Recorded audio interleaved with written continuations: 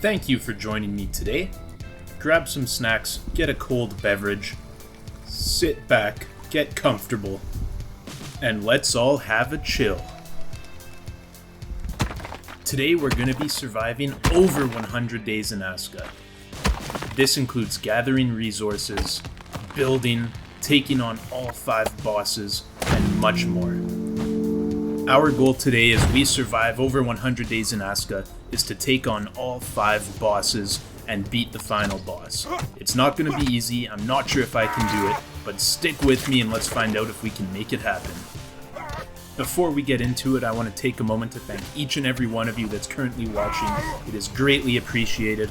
I would also like to take a moment to ask you to like and subscribe, as I'm extremely confident you're going to enjoy this ride as we take on Aska.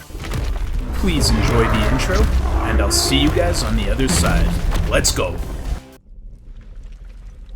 In the days before, the gods gave us the spark of ambition, which lit the fires of creation. They gave us a world of our own, a home. They made us builders, warriors, legends. They gave us everything. But our hubris overcame us. We thought ourselves to be gods instead. We tore apart their memory, and so we were punished. Everyone, everything cast into the fire. Yet some of us were spared.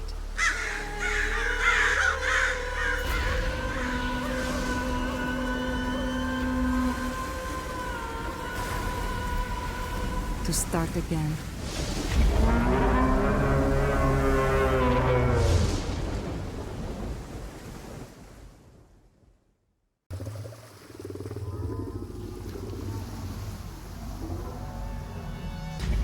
Alright guys, let's get into it here as we begin our journey. How awesome was that intro? Obviously a super sweet intro. This is going to be absolutely fantastic. I can't wait for you guys to enjoy the ride with me. And yeah, as we start out here on day 1, you'll see we start on a crashed ship. Obviously our Viking ship crashed ashore and we're now all alone on this mythical island. We do start off by grabbing some Jotun blood, which is going to be an extremely important resource as this game goes on. And let's take a moment to just enjoy how gorgeous this game is. It looks absolutely stunning. Next up, I do collect some muscles, as I know hunger is going to be a major factor in this game, and we want to make sure we are well fed at all times, as it does give you a stamina boost. Next up, we take on our first enemy. These are called wisps. All I have are my bare fists, which aren't very effective at this point, so bear with me as I punch this thing to death. And there we go. It does drop fiber, which is also a very important resource in this game, so take on a couple more wisps.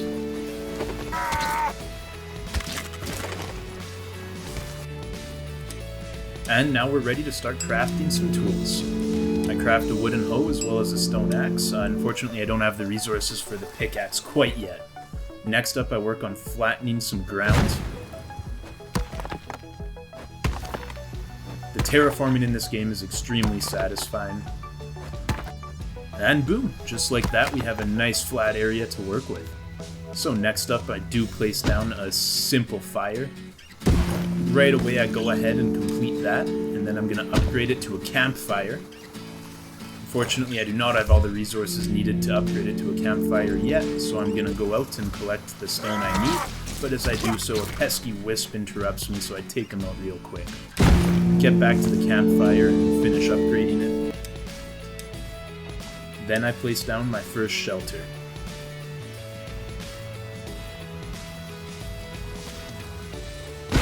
Alright, that's the perfect spot for it. Next up, I do get to work chopping down some trees. It wouldn't be a survival game if you weren't chopping down trees. Unlike Valheim, when the trees fall, they can't kill you in this game, which I was very thankful for. And with the resources we collect from the tree, including a long stick, we are able to slowly work our way up to building our shelter. I thought it would auto-complete here, but nope, it actually builds in 3 separate stages. So back to resource gathering we go, and then we come back. get the second stage finished, but there's still a third stage and we need bark for that, so chop down another tree, get the bark, and now we've finished off our very first shelter. Alright, and next up, hydration is another thing you're going to be constantly focused on in this game, so I do place down a rainwater collector, and then I do place down an Eye of Odin as well. That's what we're going to be using to spawn in our villagers. In order to use the Eye of Odin, you need Jotun blood. That's what these rocks I'm mining now drop, the little blue orbs you see on screen. So I collect some of those, collect some more long sticks, get to work building the Eye of Odin. Unfortunately, this one also builds in multiple stages, and now I need some large stone. Some of the Jotun blood rocks that I had demolished did drop large stones, so I picked those up and took them back to the Eye of Odin to complete the construction. Looking good. So now at this point I am able to put 5 Jotun blood into the Eye of Odin and activate it in order to spawn a villager. Big choice here, as this is going to be our first villager. Each tribesperson does show you 2 of their 5 traits when you spawn them in. Unfortunately, both those guys were feeble loggers, so they're not going to be doing much logging for us. But anyways, we choose Knut, and off we go. You are going to need a lot of Jotun blood, so it's a constant grind of mining that Jotun blood. And then we do take down another tree, so we can work on finishing up our rainwater collector. This thing needs a lot of long sticks, so take down a couple more trees, keep coming back with some more long sticks, and finally we're at a point where we're able to complete the rainwater collector, so yeah, nobody's gonna dehydrate themselves to death anymore. Then I do work on plotting out some areas to flatten as we expand our tribe and our village. Go collect some more Jotun blood. As I was saying before, it is a constant grind in this game. And just like that, Knut does spawn in, so we have our first villager, and just like that, he runs over. It's a good thing we placed down that rainwater collector, as he was extremely thirsty, goes and gulps down a bunch of water, and actually he gets to work right away for us flattening some land, so hard worker there. I'm glad I picked Knut. And then we work on getting our second villager. This time we do end up choosing Siv, and we can only hope she's as hard of a worker as Knut is, so let's keep our fingers crossed and hope she is also a hard worker. Alright, and we are going to need some more spots for our villages, so we place down another shelter, then get to work mining some more Jotun blood, as we have completely survived day 2. I then work on placing down even more shelters, as we are looking to rapidly expand our village. I want to get as many tribespeople in here as possible and keep expanding the tribe. So yeah, I place down some more shelters, and then I actually work on flattening a second piece of land. This is where all of our gathering buildings are going to be going. And like I said, I do want to rapidly expand our village, so I do go and grab Jonte, get him spawning in. It does take 10 minutes for them to spawn, so keep that in mind. Yeah, and then I start placing down the gathering buildings that I was mentioning before, including the gathering hut. This is now the woodcutter's hut, and then last up we have the stonecutter's hut. I decide to let my villagers take care of working on those, as I build a nice little path connecting our residential district to our gathering district. Again, the terraforming in this game is really satisfying. And with that out of the way, we do go and mine even more Jotun blood. You're going to notice that's a bit of a theme in this video. Yeah, it is definitely a grind. Have I mentioned that yet? And I keep swinging my pickaxe.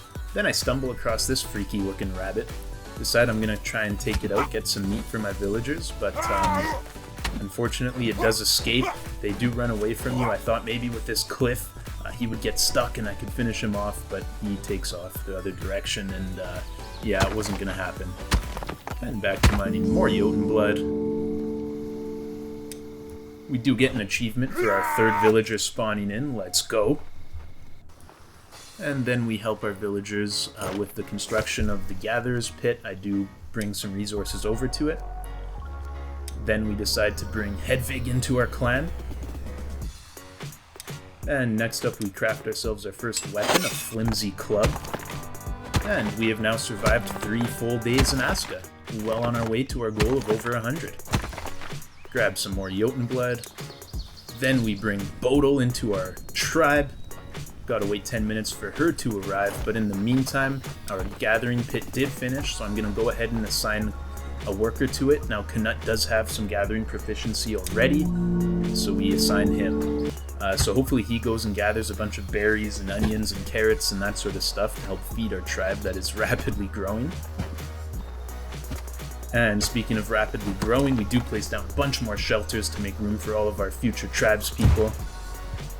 Place down the barbecue. These Vikings do seem to be very hungry, so cooking up some meat and some vegetables is definitely a good idea. Next up, our woodcutter's hut is finished, so we unfortunately don't have anybody with logging proficiency. We end up choosing Hedvig, as they do not have that feeble logger trait the other two had. Take out a wisp that's already trying to invade our base. And the stonecutter's hut finishes up, so we assign a worker to work on that. Jonte does have mining proficiency, so we put him there. And now we have automatic resource gathering, which is absolutely fantastic. Unfortunately, they do not collect very much Jotun blood, so that's up to me. Then I get a notification that a pack of hungry smokers is invading the base. That's those rabbit things, but they didn't really do anything. We spawn in another villager as we get the notification that the blood moon rises. What the blood moon is it's basically during nighttime, waves of enemies come and they attack your base. So this is the first one here. We have some zombies come in and try and take out one of our shelters. I am able to take out the zombies, luckily. The club does make a big difference. The main issue I'm running into at this point is my stamina depleting very quickly. But that's okay. These guys actually stand on top of each other. It makes for some nice collateral damage. And you're going to see here we do take them out at the same time, and they both just kind of get knocked out in unison, and we complete the first blood moon. As I'm adventuring the areas near our base, I do find this huge stone monument, as well as a crazy-looking deer. Pretty cool-looking rune site, almost like Stonehenge. Later on in this video, this site does become extremely important. You'll have to stick around to see what I mean by that, but yeah. And that does it for our 4th day, which is now completely finished. So yeah, 4 days already. Time is flying by as we spawn in Ylva. I did flatten out another area. I plan to make this our industrial district. Trusty builders get to work for me, which is absolutely awesome. Give me a little wave as they're going by as well. And then I get back home to find out our workers have completely flattened out our future industrial area. It's looking really good. So with that done, I place down a workshop pit, and then I get to work doing some more terraforming. Again, I really love the terraforming in this game. There's something about it that's just so satisfying. It's really awesome. And with the path made connecting our industrial district to our residential district, everything's looking really good. Got a couple more shelters to finish up, as you can see there, and they're still working on the barbecue, but things are coming along very nicely at this point. And as you can see, now we have a path connecting all the way to even the Gatherer's district. On the map, it does do a nice job of showing the paths you've created as well, which is really cool. So then we spawn in Thyra, get to work completing some more of those shelters, and the barbecue is also complete, but my builders didn't want to finish it for some reason, so I just decided I'd do that myself. Did I mention that this Jotun blood thing is a bit of a grind, and that you are always mining these Jotun blood rocks? Because if I didn't mention that yet, yeah, it's definitely true. So yeah, that's what we spend the next little while doing, is just going around finding these Jotun bloods and mining them up. We survived day 5, as you can see there, and then we decide to go ahead and spawn Bjorn into our trap. You are able to assign a worker to the barbecue. I want someone cooking up some scrumptious food for our Vikings, so I assign Thyra to do that. I get her to cook one of each, that way no matter what food's available, she's going to be cooking it. I then flattened out another area to kind of expand the residential district. And in the meantime, our builders did finish our workshop pit, so now we are able to get crafting. So I go ahead and assign Astrid to crafting, and I get her to craft one of each item. Place down some more shelters. And everything's looking really good. There was one problem with the base location I picked. You do have to find these water sources in order to build a well, and there weren't any that close to my base. I did find this one somewhat close, but not as close as I'd like it. So we place the well down there, then we go back and spawn in Kara. Next up, we work on building a path connecting our gathering district to the well. As we do so, day 6 does finish up. And with the path complete, yeah, you can see we have a nice little path to get all the way to the well from the Gatherer's District. I actually really like the way this turned out. It feels almost majestic and like you're on a really cool adventure walking through the trees there. And at the end of the road, there is the well, and one of our builders is working on it, which is awesome to see. And there's the path I had just made in the map, so you kind of get an idea of the layout for our tribe so far. I get back to base and find out our crafter's been hard at work. We do grab the bow. Obviously a very important upgrade. We'll take the arrows with it, but yeah, I end up using the bow a lot in this game. It's really, really powerful. I do take some of the other tools that our crafters managed to craft up, including a torch, as well as a stone knife, which is used for skinning dead animals and that sort of thing. And we do have an extra hammer and a hoe in there as well for when it's needed. Next up, I did place down a warehouse, which is where you can store items. Then you actually have to place down like different shelves and storage items on top of the base warehouse, so that's what you see me doing here. Each one does store different materials, obviously. Collect some more Jotun blood, find our first wolf. Don't think I'm ready for that, so I run away and focus on collecting Jotun blood. And even more Jotun blood. And you may have guessed it by now, but even more Jotun blood. And one more time for good measure.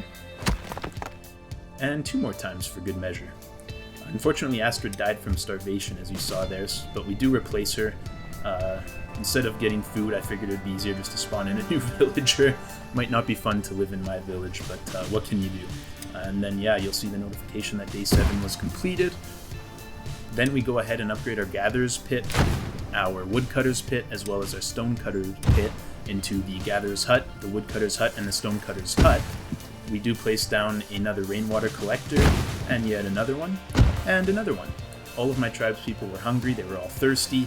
I figured at least I could get rid of the thirsty factor by placing down 1 billion of these things, so yeah, place them down all over our base. Get a notification that a pack of hungry smokers is coming, but they didn't bother me at all. And then I go ahead and collect some reeds. One bottleneck I'm having is that I do not have enough fiber, but luckily you are able to convert thatch into fiber by shift-clicking it in your inventory. So there you go, bunch of fiber. And then I decide to place down the wooden altar. Funny thing about this is you do get a Steam achievement for placing it down, but I never got the achievement, which is a little bit strange because as you can see I 100% placed one down here. Then we have a pesky wisp trying to infiltrate our base yet again, so we test out the bow and arrow, which is very effective. And more Jotun blood. Then we do bring on Sigrid. And that does it for day 8. Unfortunately, Bjorn starves to death. But the good news is our crafter had been hard at work and we did get an upgrade to our pickaxe and our axe. Now we have the large axe and the large pickaxe. Definitely a more efficient tool.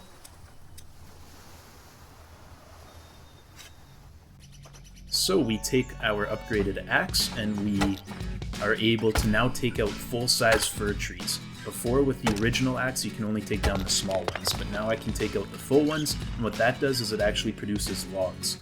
I do need logs at this stage to upgrade the Stonecutter's Pit and the Gatherer's Pit and all those buildings, so the ability to get logs was absolutely huge, and now we have it. So you'll see the logs there, and then we keep harvesting away. You'll see my wood harvesting has got up to level 10. Another thing I really do enjoy about this game is the fact that pretty much everything you do has a proficiency level attached with it. I love seeing numbers go up, so absolutely ecstatic to see that in the game. And with the freshly acquired logs, we were able to finish upgrading the Gatherer's hut, which now is able to hold 2 workers, which is awesome.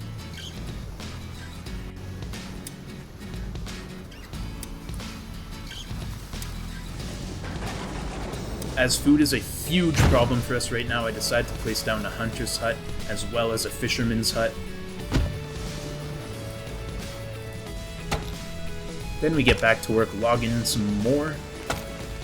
You do need a lot of resources in this game. It can be a bit of a grind, but luckily you do have your tribespeople to help you out, your fellow Viking clan.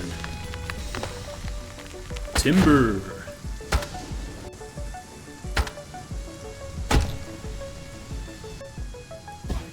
Alright, next up I do place down a bunch of flags. So basically what these do is they designate a zone for gathering. So there's a flag associated with each of the gathering types: woodcutting, stone cutting, hunting, as well as gathering like berries, that sort of stuff. And I had run out of resources in my area, so I had to place down a bunch of these flags all over the place. I didn't want to have to worry about that anymore in the future. And back to some more logging. Then I noticed our villagers are all having a party without me. A little bit upset I wasn't invited, but that's okay. I'm going to be starving a lot of them to death later anyways, so joke's on them, I guess. They all take a swig of water and get to work, and we bring in Aldous to join the party. As you can see, our villagers are starving still. I'm trying to rectify this, but it is not easy. The grind for food in this game is absolutely constant. Jotun blood and food. I've been going to bed dreaming about those 2 things the last couple nights. It's just insane. So yeah, then we do go on an adventure, and with our flimsy club, I feel confident I can take out some wolves. This would also be a great way to get some food back to our base, as they do drop meat. So I end up taking out the first one, get an achievement for it. Second one's putting up a pretty good fight, but we are able to take him out as well. The only thing is my stamina keeps depleting. But there we go.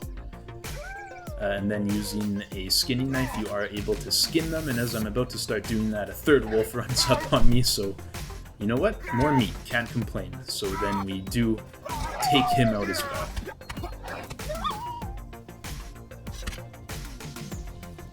And then we skin them, and as you can see, the meat drops like so. Now you can either pick them up in these large hunks like so, but it's not very efficient to do it that way. You can actually use the skinning knife again on these meat hunks to break them down further into small individual pieces of meat. So that's what I end up doing, and that way I can carry a lot more back to our base.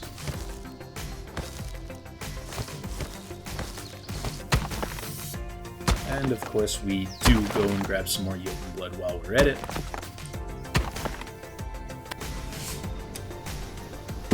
Get back to camp, and as you can see, our barbecuer is already frying up some meat. I noticed a 0 out of 3 indicator on our wooden altar, was trying to figure out what that did. Then we spawn in Ursula. Decide to work on our bow and arrow proficiency by taking out another wisp. I then place down a raven altar. And we bring Roar into the tribe.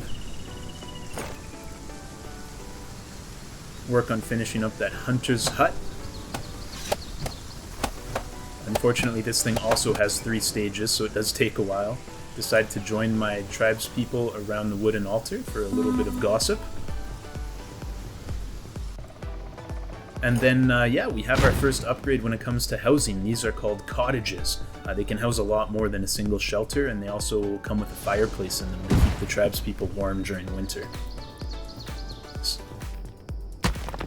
And, yeah, a little bit more Jotun blood. Then we spawn in Ragnar, absolutely classic Viking name right there. Gotta have a Ragnar on your squad for sure. Then I test out the range of how far these bows can go, and it's actually not too bad. help bring some logs back to camp so we can get this hunter's hut finished up. But unfortunately, we're still only on stage 2 out of 3 at that point, now on stage 3 out of 3. And at this point, I do decide to take a nap. We do have dead zombies still in the shelter. It was a little bit smelly, but that's okay. We had a good rest anyways. Except for the fact that this weird rabbit woke me up in the middle of the night, so I wake up and I decided to give it a couple good whacks. It tries to run away, but this time it does get stuck and we are able to finish it off, so joke's on him. If he thinks he can be funny and wake me up in the middle of my sleep, I'm gonna wake up and end your life. And obviously we are gonna collect the meat so we can bring it back to our hungry Vikings. And hungry is probably an understatement at this point.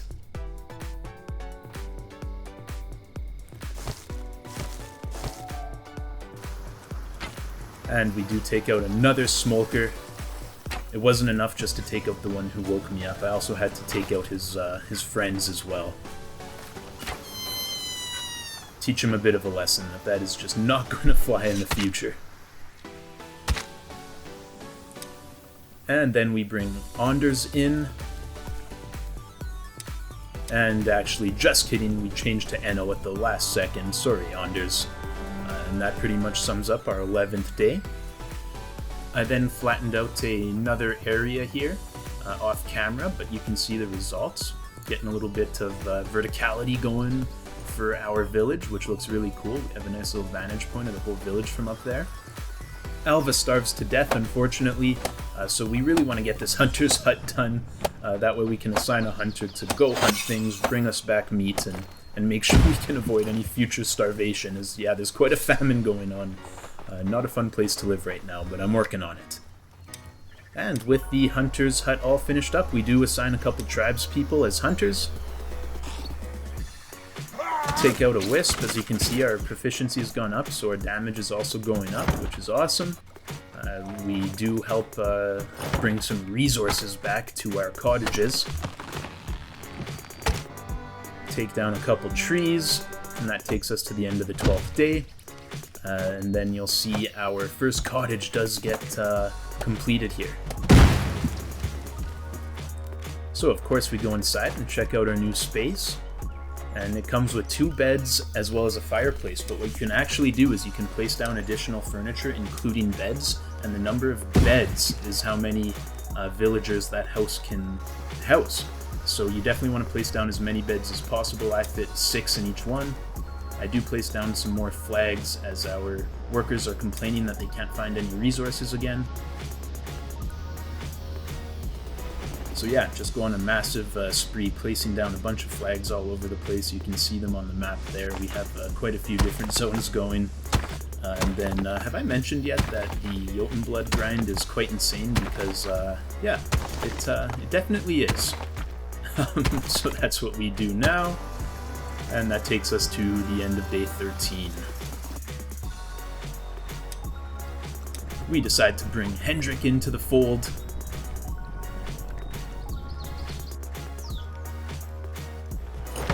Help bring some resources to that second cottage. I do find another place I'm able to place down a well, which is awesome. We then bring Frederick into the tribe. A pack of hungry smokers is approaching, but yet again, they don't really seem to do anything. End up cutting down some more trees. And Ursula unfortunately starved to death. Jonte now starves to death. So we go on a bit of a mission to collect as much food as humanly possible. We want to prevent all these starvations. We want our tribe numbers going up, not down. You can see in the top right, we're currently sitting at 10. Grab some carrots, some cabbage, and that takes us to the end of day 14. I get back to base, and what I do is I throw all the food on the ground. These are Vikings after all, they don't use plates, they eat right off the dirt. So I throw the food onto the ground and they all just come running and start stuffing their faces full of food. Hopefully this prevents the starvations for at least a little while. And then we bring in another villager. We go check out our fishing hut, which is now finished. And of course we're going to assign a couple workers to that.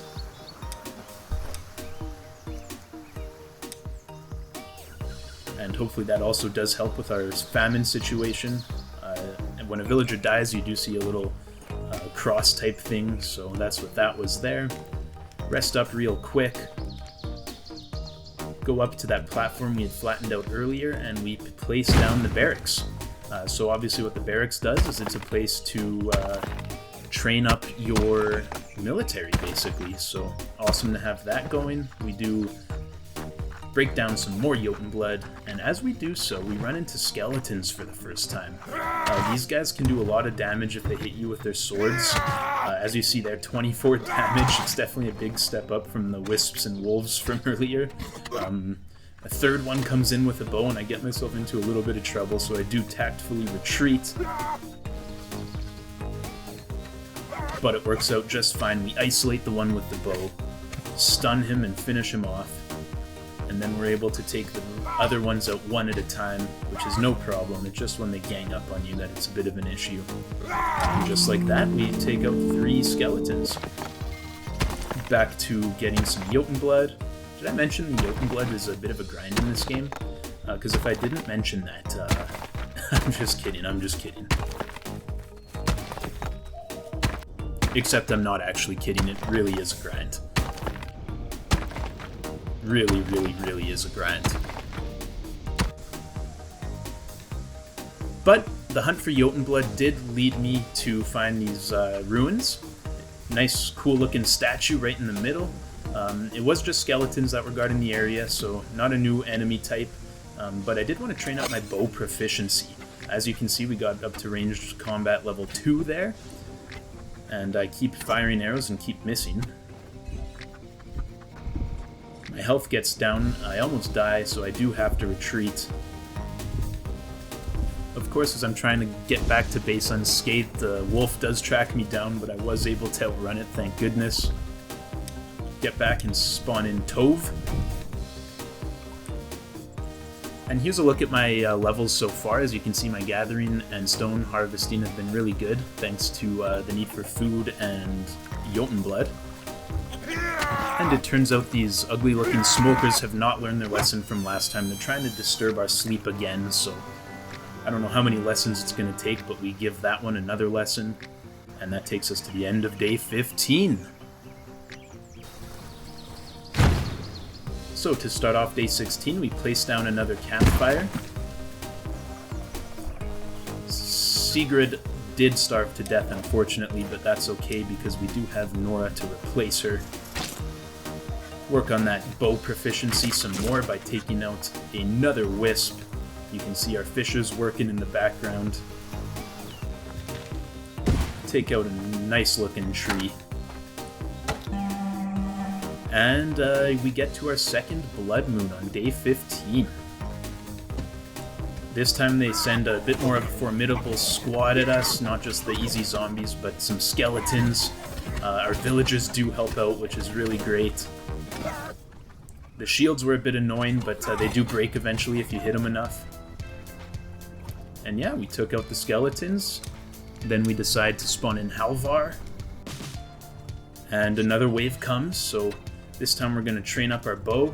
This thing was a new enemy type. I hadn't seen them yet in this run-through. They're called draugrs. So we work on the skeleton with the bow first, get into a little bit of a long-ranged battle with him, going for the kill. And then we take out the draugr. This guy can do a lot of damage, so you do have to be careful. I'm not confident right now, so I do draw him back to my villagers and enlist their help. And help they do. As you can see, we took him out pretty quick with all of us in on the action there. And that does it for our second blood moon. The struggle with the draugr made me realize I really do need to work on my combat, so I do work on getting both my melee combat and my ranged combat levels up, taking out any wisps I can get my hands on. I don't like admitting it, but my aim with the bow probably needed a little bit of work as well, so yeah, this was an awesome way to do that. And now with winter approaching, we do decide that we should probably get some clothes going.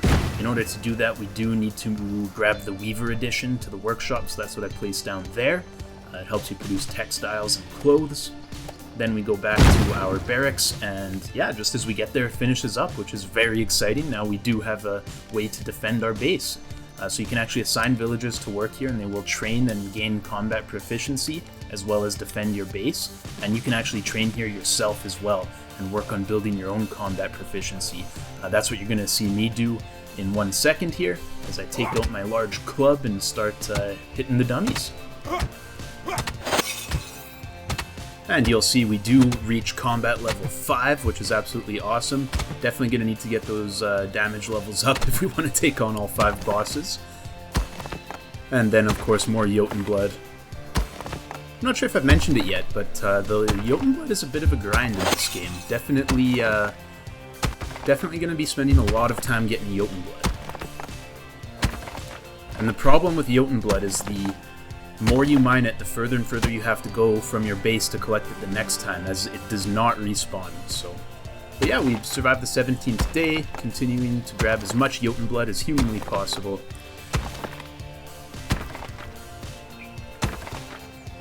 And even more Jotun blood. And then we do find ourselves some wolves to take out. Obviously, we want to make sure that we are keeping our villagers well fed, and wolf meat is a great way to do so. So whenever I saw wolves, I definitely spent 2 minutes making sure we defeated them and collected their meat.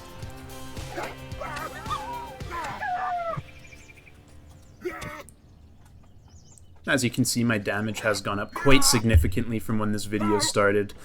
Between training my melee combat proficiency and upgrading to the large club, definitely a significant damage increase. Then we go ahead and we spawn in grow as our tribe grows, no pun intended. Do a little bit more training.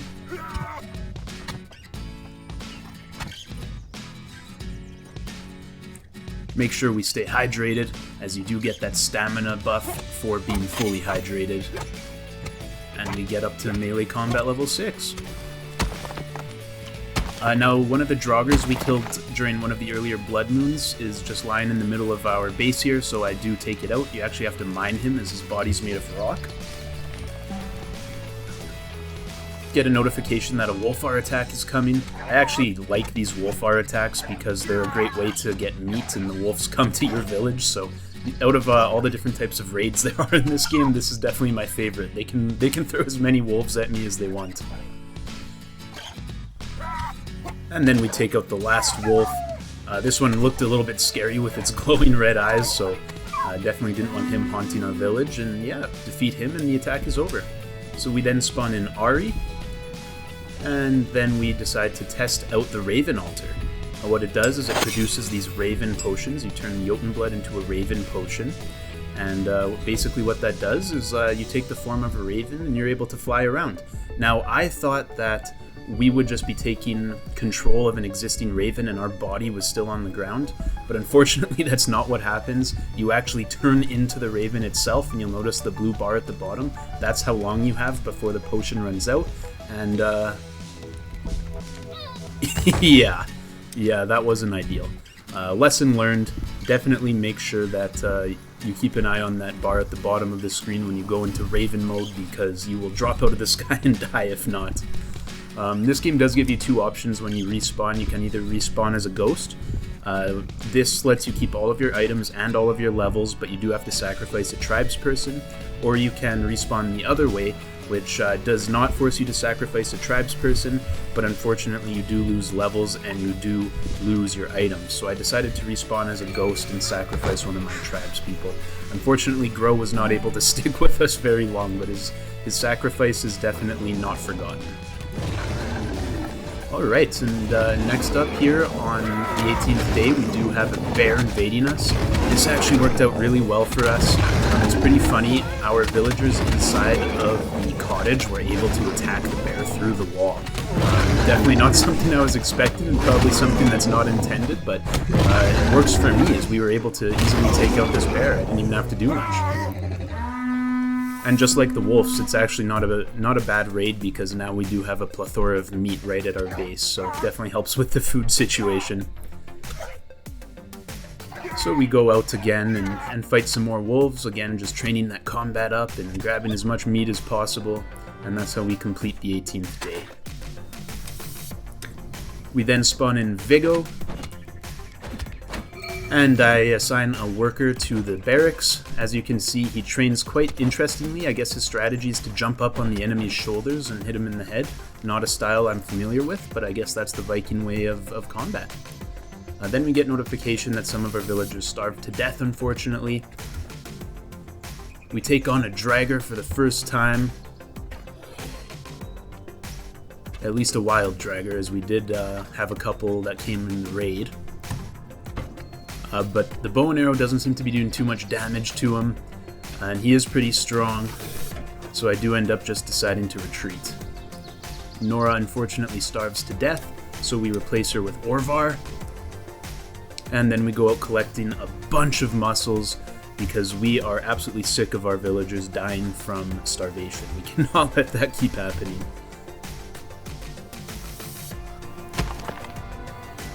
And we grab some Jotun blood as day 19 comes to an end.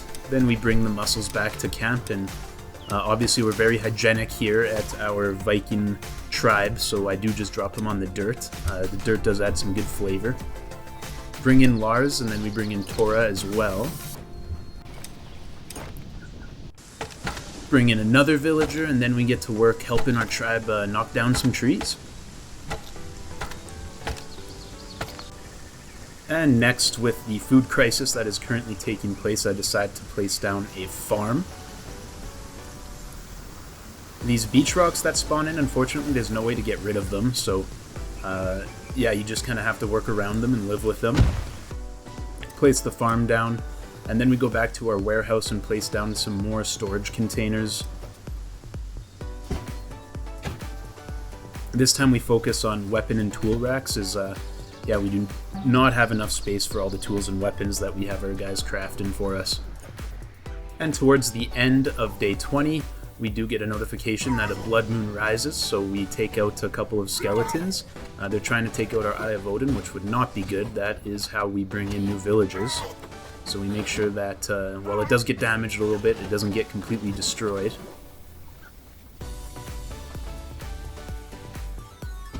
And the second wave comes in and they start attacking the Raven altar, so make sure that they aren't able to destroy that.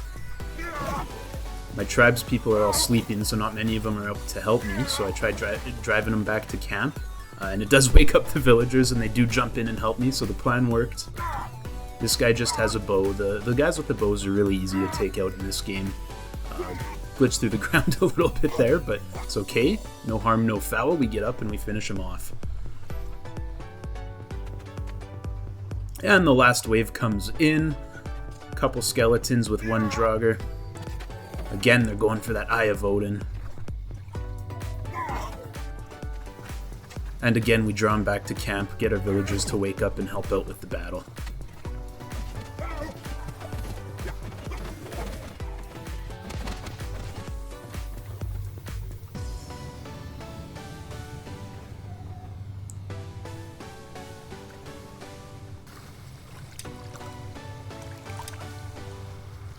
I then decide to place down a healing hut. What the healing hut does is exactly what it sounds like. It's a place where you can go, lie down, sleep, and as you sleep, you get healed. The manner in which you get healed is quite interesting, but we'll get to that later. And then unfortunately, to start off day 21, we enter this glitch spot that there was no way to get out of. I was completely stuck. I spent probably 3 minutes trying to get out of here, and there was just no way. So a little bit unfortunate. And in the end, what we have to do is we do have to hit the unstuck button on the menu, which is going to take us all the way back to the crashed ship in which we spawned in originally, which is a bit of a distance away from my tribe, so definitely not ideal, but you know what can you do? The game still is in early access, and it's an absolutely awesome game, so can't complain too much, but yeah, we spawn in and then run back to camp. Once we get back, of course, I did collect some food on the way. So I drop that food onto the sanitary dirt. Go out and collect some more Jotun blood. And then take on some more wolves. Now you'll see I'm hitting like up to 22 damage, again just improving that melee combat skill.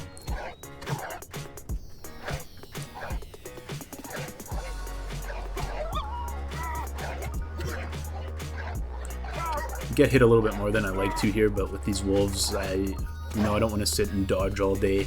I'm able to kind of just face tank the damage a little bit and take them all out. Bring out the bow to try and get some bow proficiency, and the first shot actually gets me up to level 8, which was awesome.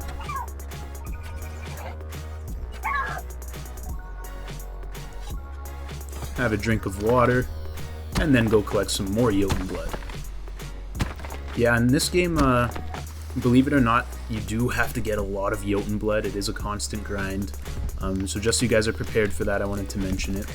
But we make our way back to base, and as you can see, our cottage has a fire lit, as it is starting to get cold out. Winter is definitely approaching at this point. And that does it for day 22, so on to day 23 we go, and it wouldn't be appropriate to start it any other way other than going on a Jotun blood mission yet again.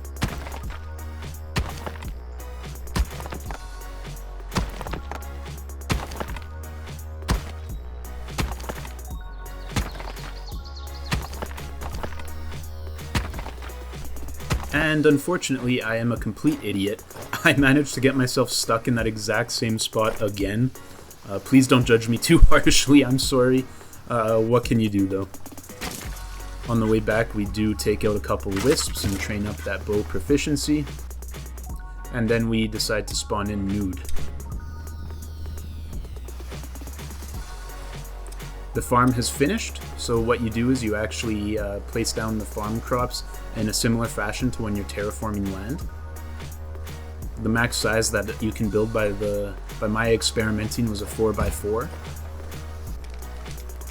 So we place that down, and it does need to be constructed even though it's just farmland.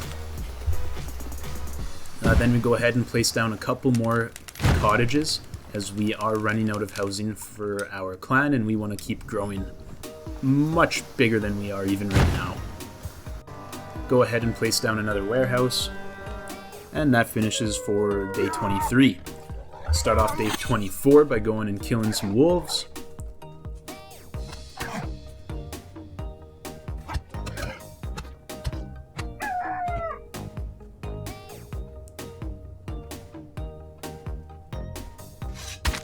You'll notice in the top right the temperature is now down to negative, and you'll see my cold health bar at the bottom left corner there, a little snowflake. It did start to deplete. Now when you're by a fire, obviously this does go back up, but if you let it deplete too much, you start taking damage. Here I almost died and just made it back in the nick of time. And here's another instance where I was very close to dying because of the cold, and I literally get to the fireplace just in the nick. Just kidding, I die. Yeah. Not exactly a fun way to lose a villager, but what can you do? So we respawn as a ghost again, and unfortunately for Jasper, his time with us comes to an end.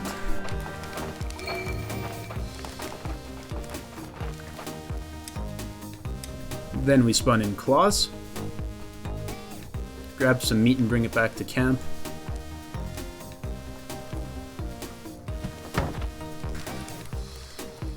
Ragnar unfortunately starves to death. Same with Ylva.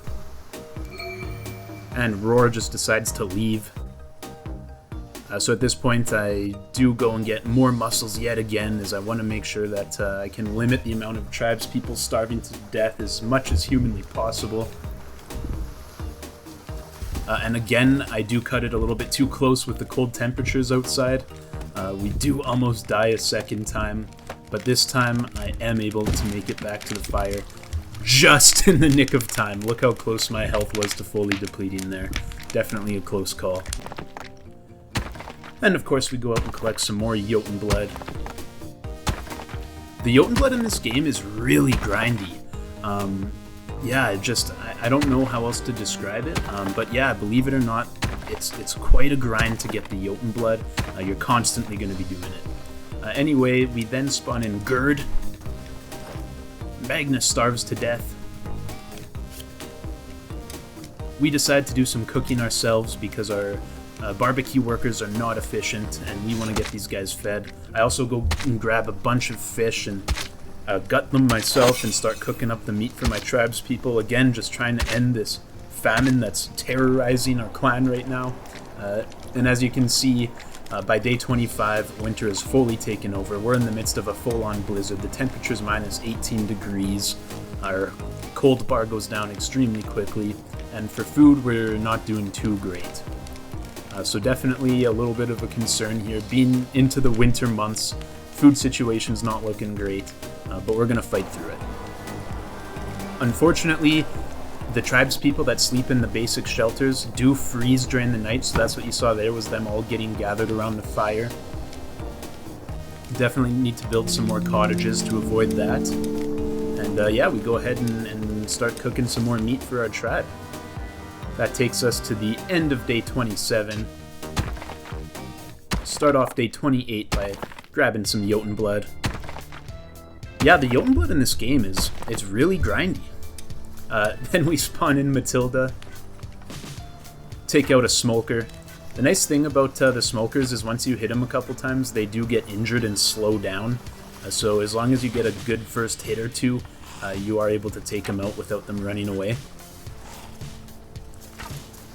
Unfortunately, my aim still needs a lot of work, as you guys can see. But there you go, he gets injured and then the rest is easy. We do have a pesky little wisp chasing us down, but that's nothing to really worry about. And that takes us to the end of day 28, where we yet again all gather around the campfire at midnight. We did have another starvation. Aldous decides to leave. And then I find this rock, which what this is it's a place where you can build a mine. So what a mine allows you to do is collect iron, which is going to be the next tier of items and tools and weapons and armor that I can create. So I'm definitely going to want to set up a mine ASAP. And then we get back to work collecting some Jotun blood, spawn in folk. And now that it's springtime, we get our farm up and running. We decide to put some berries down. The way this works is really interesting. As you can see, I have a replica of our 4x4 farm on screen here, and you can select which spots you want to grow which seeds. In this case, I end up going all with berries, as obviously starvation has been an issue, and I want to fix that. And on the night of the 29th day, we do work on our combat skill, spawn in another villager. And just like that, we have survived 29 days.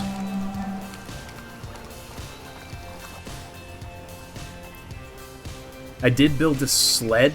What this does is it allows you to carry more resources. It does make you a little bit slower and use a little bit more stamina, but definitely useful to have. I was hoping our villagers would actually use it when they were out collecting things, but unfortunately they did not. Collect some Jotun blood. I'm really hoping this sled makes these Jotun blood runs more efficient and needed less often, because, yeah, it's a grind.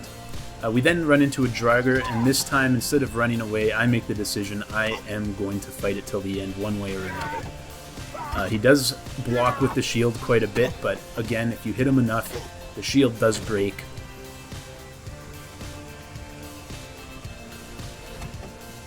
Dodge a couple of his attacks.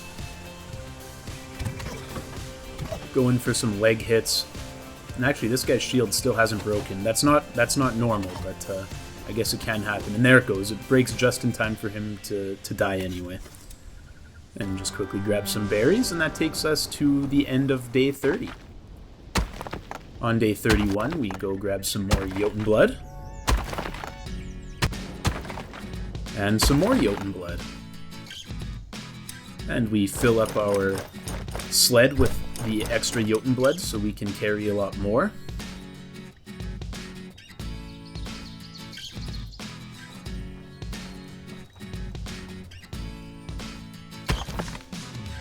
And we grab some more Jotun blood. And then we get some more Jotun blood. And a little bit more Jotun blood. And then we get some Jotun blood. To break up the Jotun blood, we do decide that we're going to fight a wolf, but he runs away. Probably the best decision for his life, but his friend doesn't make the smart decision and ends up paying for it.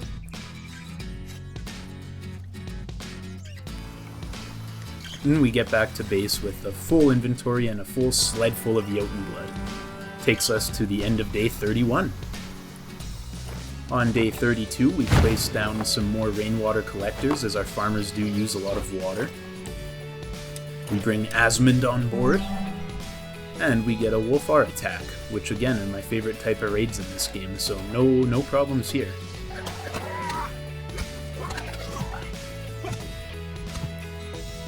Got them both stunned at the same time. It was pretty convenient. Make a mistake there, but it's okay. Able to take them out fairly easily.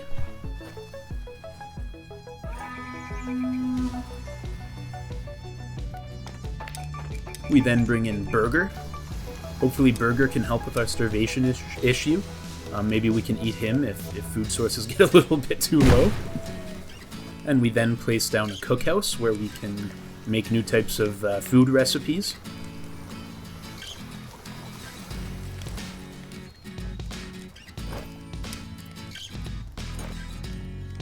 We then do decide to bring Hannah on board. Check out our farm, and as you can see, the crops are coming along nicely. They were at over 60%. So we decide to place down another farm crop. This time we go with a smaller 4x2. My plan is to use this spot for fiber. And our crafter did end up making us some shoes, which is awesome. They do provide a bit of cold resistance as well, which will be great for next winter.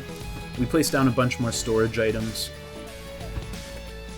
It's kind of like a jigsaw puzzle, trying to place these down in a pattern that's efficient and can hold the most.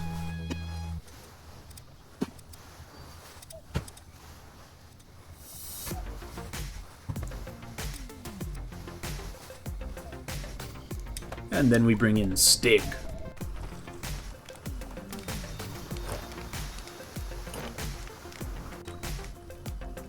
As you can see, our farms are producing quite a few berries, which is absolutely fantastic. Go help and chop down a couple trees, as we do need all the logs we can get. And then we have a notification that a blood moon rises on the night of the 34th day. At this point, the blood moons weren't too much of a threat. It was pretty consistently 3 waves of 2 skeletons and 1 Draugr, or 1 skeleton and 1 Draugr. Then we get a notification that a portal has spawned and an attack is coming in 23 days. So this was the first time, obviously, that this had happened to me. I decided to go check out the portal. Unfortunately, I cannot go through it and take out the enemy at their own spawn. Although this wolf almost looks like he spawns out of it, even though he didn't. He was just from a nearby wolf den. Make sure to take him out. And his buddy comes for vengeance, but obviously it's not going to work. No match for the big club. This thing scared me. I thought it was alive, but no, it was just standing up, but dead. And there's where the attack is going to be coming in from. You can see the marker on the map. So I decide I need to start setting up some defenses. So I place down a bunch of walls, mainly in the direction where the portal is from, just to make sure that we do have some defenses going. I do place down a couple of watchtowers as well. It's a little tricky placing these, but once you get the hang of it, it's not too bad. Sometimes you just have to mess with it and rotate it a little bit until you find that sweet spot. They can be a little bit finicky, but yeah. Just place down an absolute crap load of these. I do not want to underestimate this attack coming in 23 days. We are definitely going to be prepared. We spawn in another villager and then go check on the farm. At this point, I decide to plant fiber, or I believe, what's the plant name called here? Flax seeds. So we plant flax, and what it does is it produces fiber. Astrid leaves our tribe. Traitor. And then I am getting a notification that a lot of my clan members are getting a debuff because they don't feel well protected. So what I do is I place down a bunch of these patrol flags everywhere around our camp. And what that does is it allows you to set your workers that are working either at the barracks or the archery range to go to those patrol points and kind of watch over your base. So that's what I do, and it does seem to solve the issue we were having there. See, it says 96% of our structures are defenseless, so we go to the barracks and we assign our barracks worker Halvar, who's actually up to combat level 45 already from all his training. Yeah, we take him and we decide to assign him to all of those patrol markers, and now you'll see that the debuff is gone. Then we bring in Asmund, then Njord,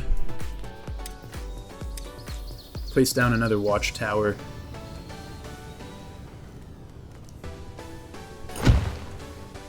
and build a couple more walls as well.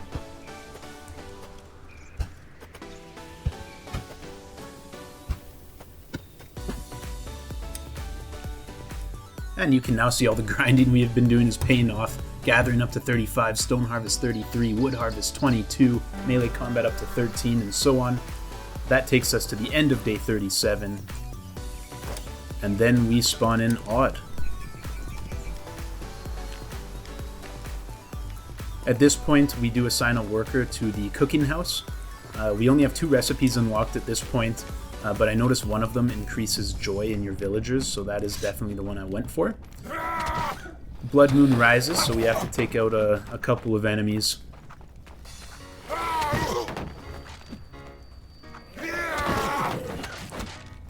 Luckily, some of my villagers join in and help me take them out.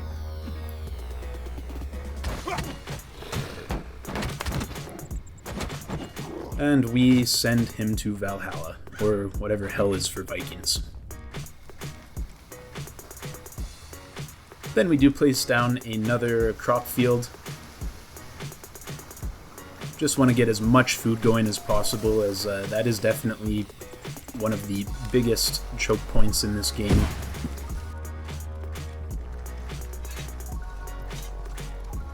Take out the bow and arrow and get a couple shots in on the next wave of the Blood Moon. Want to take out the archer first.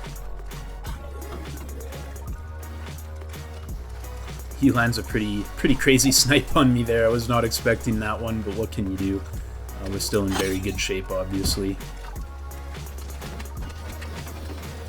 At this point, my villagers wake up and help with the skeleton, and then help take the Draugr out as well. And the last wave of the Blood Moon comes in. Again, we want to work on training up that bow proficiency, so that's exactly what I do. He lands another couple snipes on me there as I'm trying to find a way down the mountain, but yeah.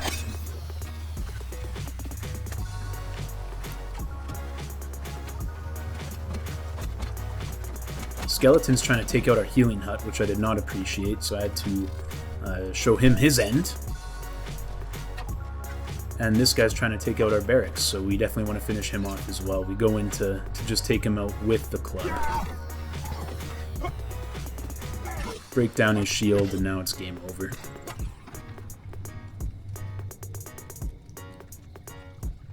And that pretty much does it for that Blood Moon, as we survive day 38.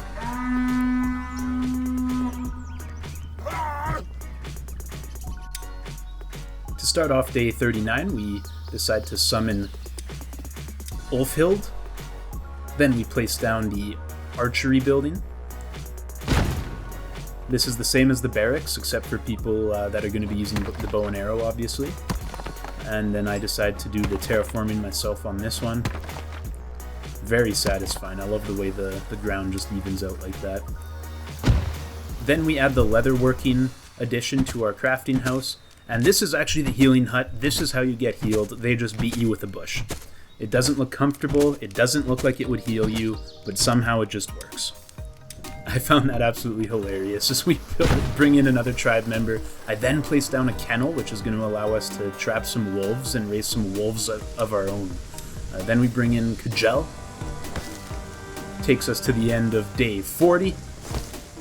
As I grab a quick mushroom on my expedition. Get back to base and spawn in Revna. Then we notice a flimsy cap has been produced by our craftspeople, so we throw that on.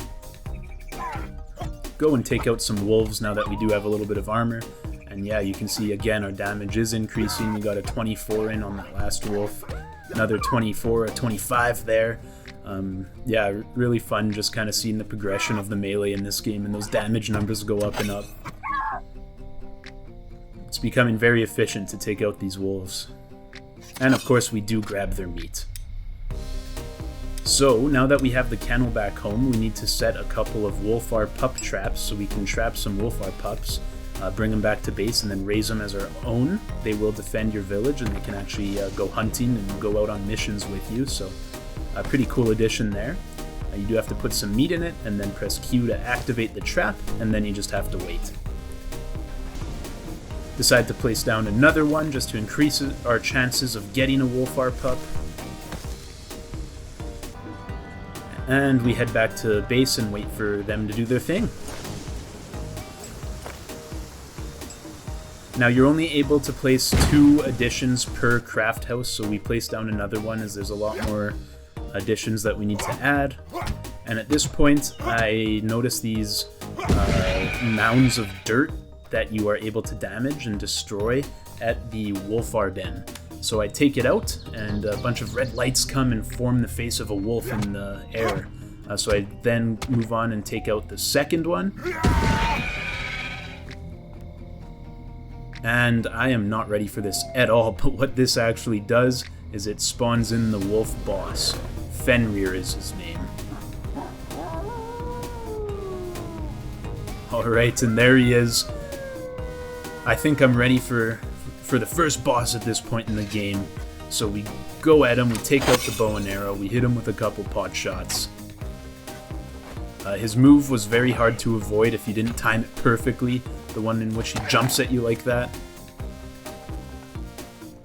And as the fight moves on, we'll get a couple more shots in, and you can see we actually get him to about half health. Things are looking like we're in decent shape here. And again, he lands a 38 blow on me, which is crazy. This guy does a lot of damage, and again 20, even though I thought I was able to dodge out of the way.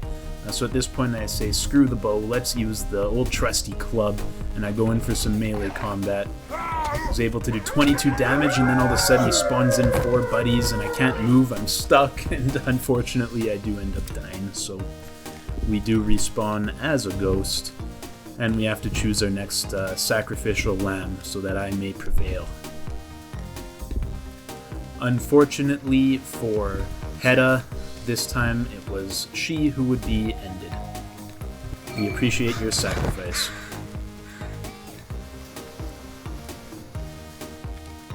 Next we bring in Idun.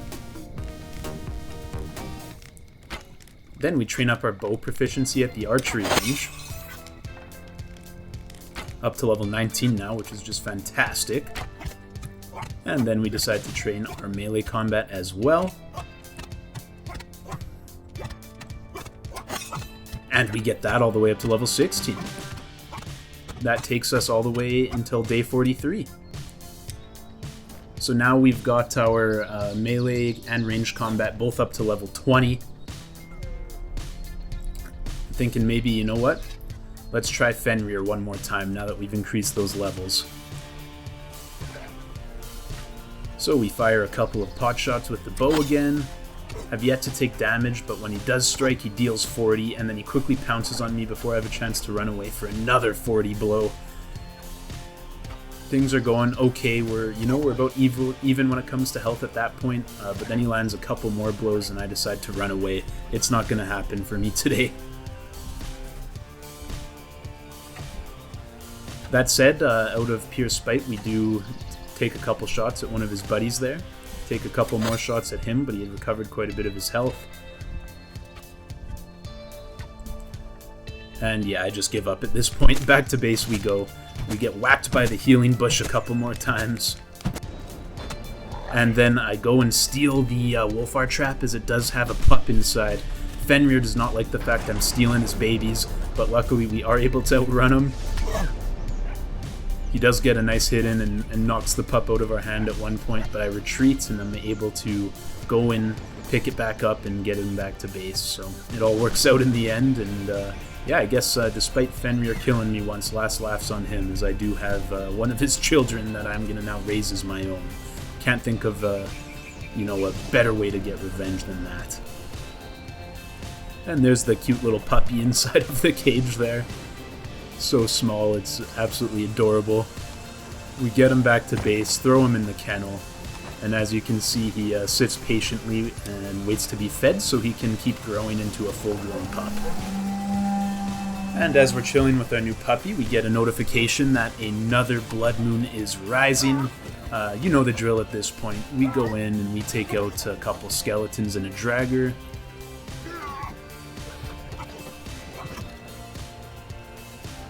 Now that we have an archery range, we do have the help of villagers using bow and arrows, which definitely helped out a lot. This guy scared the crap out of me again. It looked like he was still alive, but no, he was dead one that just was propped upright. I bait these guys back to camp so I can enlist the help of my tribe's people. Got a 35 damage off on that guy. So damage is still going up. The training is definitely paying off.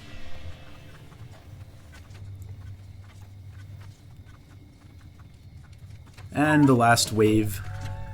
Again, we just try and draw them all the way back to our camp so that our villagers can help out and finish these guys off. Take out the skeleton with the bow. Go find the Draugr with the bow. And take him out as well. And that does it for the Blood Moon. That takes us to day 44.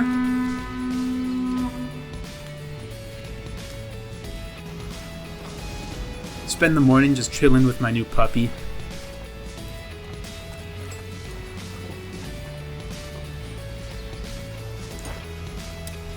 And then I do upgrade our new workshop hut, or workshop pit, sorry, into a workshop hut. And as you can see, our farm is producing a crap load of berries. I'm starting to think that our famine issues might be over. Help out my villagers by taking out some trees, and that brings us to the end of day 44. We start off day 45 by bringing in Yorin, and then Marin. We then place down a coal-making pit. Bring in another villager. Now you can see our puppy's growing up, definitely getting bigger. And we do some more training. We had another starvation despite all the berries. Not sure why they choose to starve themselves, but yeah, a little frustrating. Not satisfied with stealing one of Fenrir's babies, we decide to take another. Bring it back to camp. Put him into the kennel.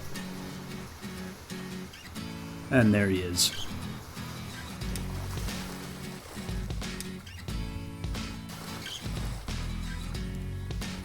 At this point I realized that there is an option to pet the dogs, which is really cool. So I spend some time petting, what is this one's name? Fjarrorhorn.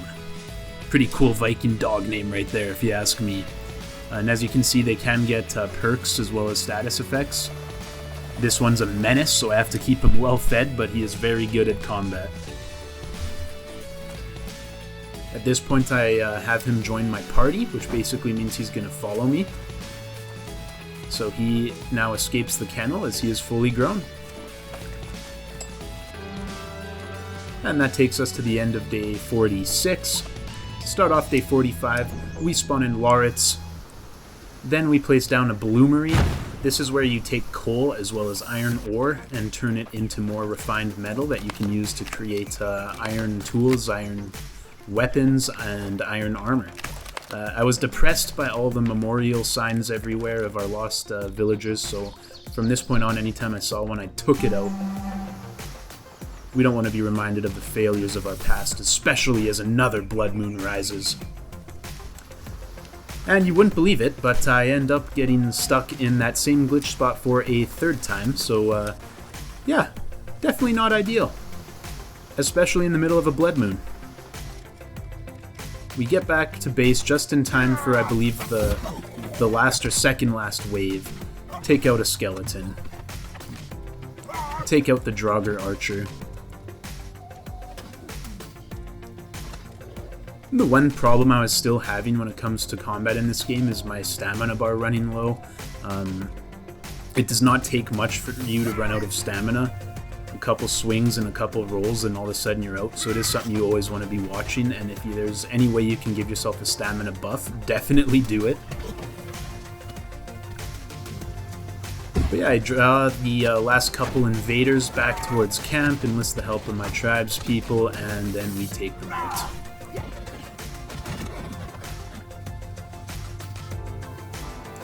And that brings us to the end of day 47.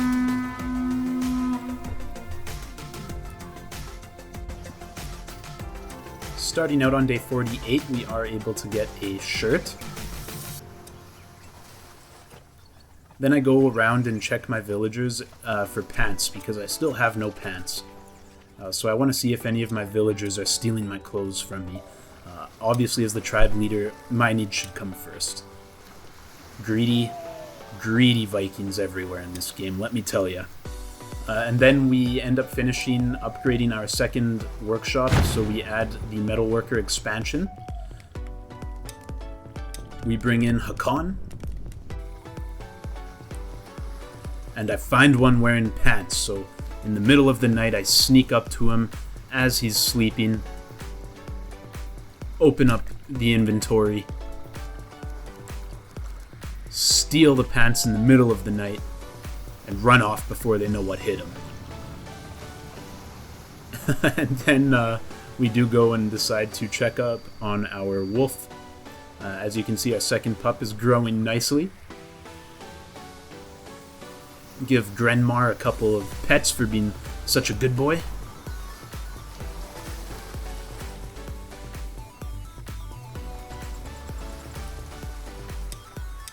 And we get him to join our group, and he is now able to leave the kennel as well. So we have 2 fully grown pups. That takes us to the end of day 49, on to day 50 now.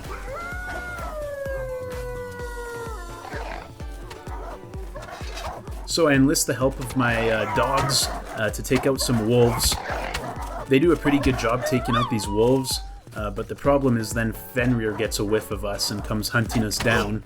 And unfortunately, right after our second pup is fully grown, both of our pups do end up dying to Fenrir. He no longer recognizes them as his own babies, but some foul creatures raised by an enemy, and shows no mercy. So now they're doing okay, but for some reason they're stuck in place, they won't follow me anymore, and Fenrir comes back and finishes them off. You'll see after checking my map here, I get a notification that my dogs died. We then come across this new area we've never seen before with these zombie dudes called Whites. We take a couple of them out, and then this really crazy looking guy just comes jumping and limping towards me at a very fast pace. Quite scary. So yeah, I go to work on taking him out and the other Whites that are around as well. You'll see I'm doing pretty well in this fight early on. I'm taking out the Whites, I'm doing decent damage to the big guy there. But unfortunately, I kind of get swarmed and I do end up dying.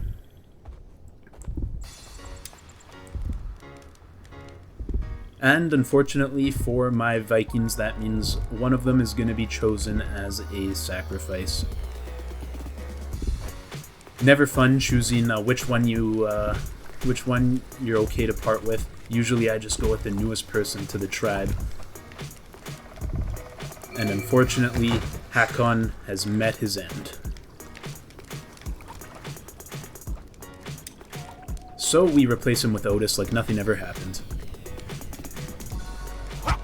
And then we work on increasing our combat proficiency, as obviously we've been dying a little bit too much and we need to be getting a lot stronger here. And a good way to train that is going to be to take out a bear. So I didn't mind the fact that we did get a bear attack. Thing sounds absolutely terrifying. tries to take out our barracks. Land a solid hit on him, draw him back towards our base. Hopefully wake up our tribespeople so they can help in the fight. Hit him right on the nose, and that wakes up all my tribespeople, and they all join in, and we are able to quickly take out the bear.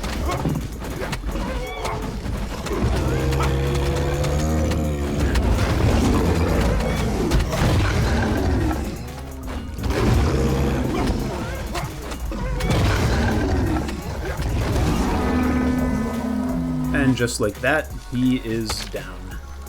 Of course, we do harvest the bear for all of its delectable meat.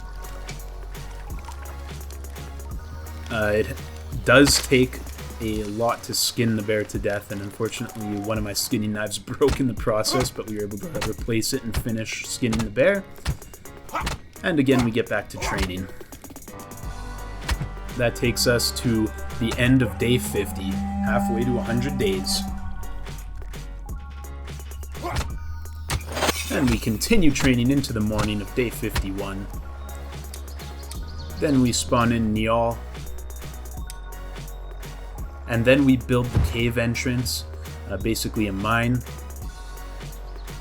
Now, since this is so far away from our base, I pretty much had to do most of the construction myself.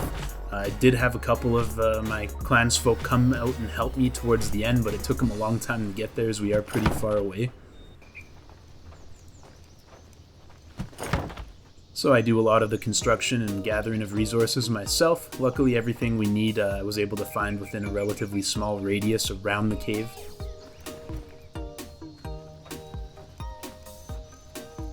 Just hauling some logs back, and there we go, we are able to complete it. Alright, so we go in and see what this thing's all about. It does get super dark, and then we're met by this wall, which is destructible. So what you do is you take out your pickaxe and you start swinging away at the cave wall. There are certain weak spots you can find that are going to do more damage, so you want to keep an eye out for the weak spots. Like there I did an 83. Yeah, and I just kept swinging my way and breaking down these walls. And the walls actually do drop iron ore. So I collected as much iron ore as I could, and I bring it all back to base. I drop it off in front of the bloomery so our workers can get to work smelting it down. Then I tried to place down the carpentry expansion for our workshop, but it was too large for this spot. I was a little bit annoyed because when I first placed down the workshop, it was all green and showed like it should easily be able to fit 2 expansions, but it did not happen, so I placed down another workshop so that I can eventually build that expansion. We then spawn in Sven, go back to the mine to collect some more iron ore.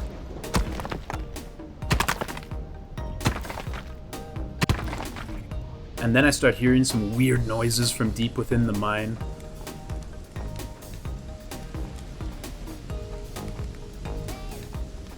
As you can see, it opens up and goes a couple different directions the deeper you go. They do become a bit of a maze. But we did collect all the iron we could hold, so we make our exit and head back to camp. As we're approaching camp, we do get a notification that a wolfar attack is going to be happening imminently. So we track down the wolfars and we take them out very swiftly. They had absolutely no chance. And that takes us to the end of day 52. At the start of day 53, we go on a bit of a hunting mission to try and bring back some fresh meat for our villagers.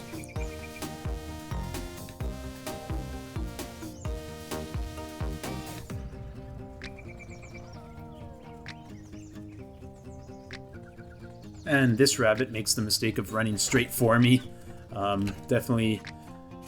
Definitely a big mistake for him, as we do get our ranged combat level up to 24 and finish taking out the smoker. This guy completely dodged me.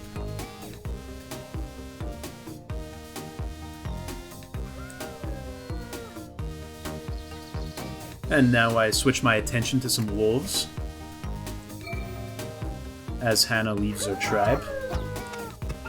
Taking out wolves has become extremely efficient with my increased damage and this big club I now have.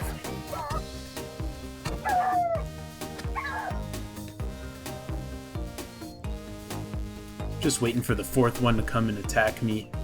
He's being very elusive. Not sure where he's going.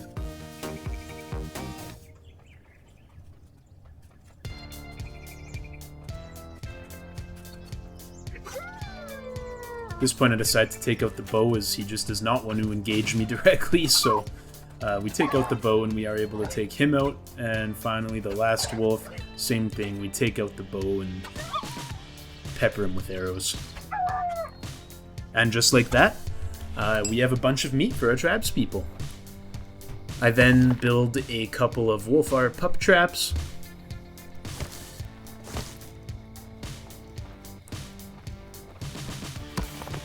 Replacing our fallen comrades. I did have to find a new wolf den as well because Fenrir was still guarding the one I had spawned him in at. Yeah, and that takes us to the end of day 53. Now that we have entered autumn, we do have to replace our berries with beetroot. Beetroot does grow through both autumn and the winter. And I don't like having to micromanage the farms, so the berries were good in spring and summer. Then the other two seasons, the beetroot covered, so that's what we focused on. We were able to get a thick linen cap. And earlier there, you probably noticed we did place down the carpentry addition to our workshop. So we are now able to produce hardwood items. And then we go train up our melee combat level some more, get it up to level 35. That takes us to the end of day 54. Day 55 starts off by Revna leaving us, then Stig leaves as well. A couple traitors there. We don't want them anyway. So I go take out my frustration on a wolf. And of course we do grab some meat. Then we spawn Freyin, and that takes us to the end of day 55. To start day 56, we start working on flattening out some more land as we do want to expand our residential district.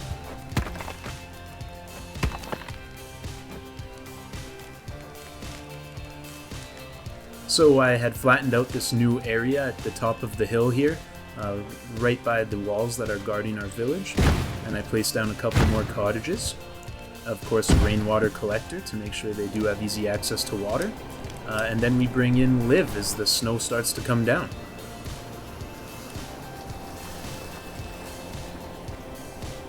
As you can see, our food situation's doing relatively good this winter. We do have quite a bit of meat and mushrooms. Our crafters are hard at work crafting a bunch of different tools and weapons for us, as you can see there as well. Yeah, and we enter winter now better clothed and better equipped to handle the cold, so we go and take out some wolves.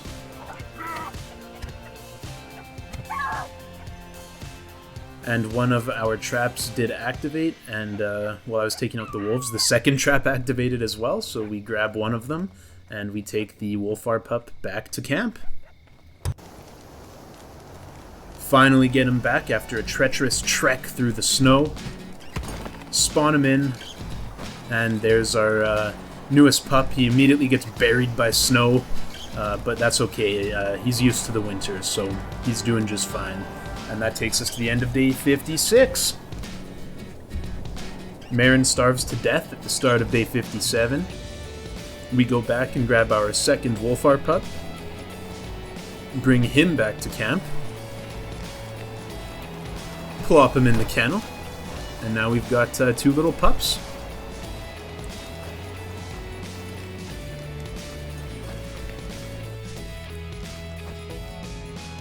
And as you can see, in preparation for the attack, which is now only one day away, our walls have all finished constructing. We do have some decent fortifications going, a couple watchtowers as well. That's where we are now. And the portal's going to be over in that direction. So yeah, we should be pretty well covered for this attack. I do go and inspect the portal on the day of the attack to see if I can scout anything interesting out. Unfortunately, not much is going on here. I didn't really gain any intel from this little mission at all, but we did take out a wolf just for the fun of it. Get our confidence up before the big war later today. I then do a little bit of just thinking, overlooking the field in which this war is about to take place. And then, last but not least, I do some training, and I run out of preparation time as the war is now beginning. So I hop onto one of the watchtowers and start slinging some bows right away. And as you can see, this is not a normal Blood Moon attack. This is something much different and much more threatening. This is going to be quite the battle that you're about to witness here. So yeah, sit back, relax, and enjoy the next couple minutes as it's complete chaos.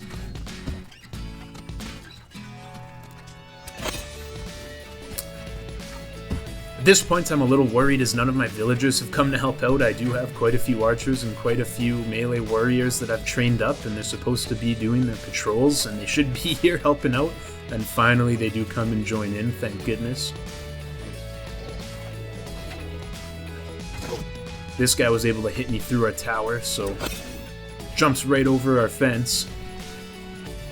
And he's very fast, so it's kind of hard to avoid his attacks, but we were able to finish him off. Go take out some skeletons, as well as some draugrs and wights. They've already destroyed quite a few of our walls. But so far our forces are holding up nicely.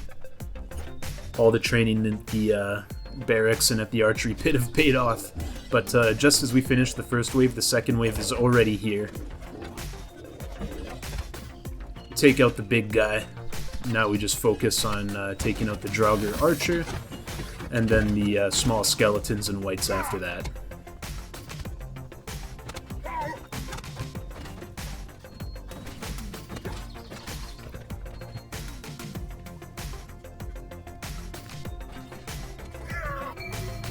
Unfortunately, during all the chaos, Joran did freeze to death.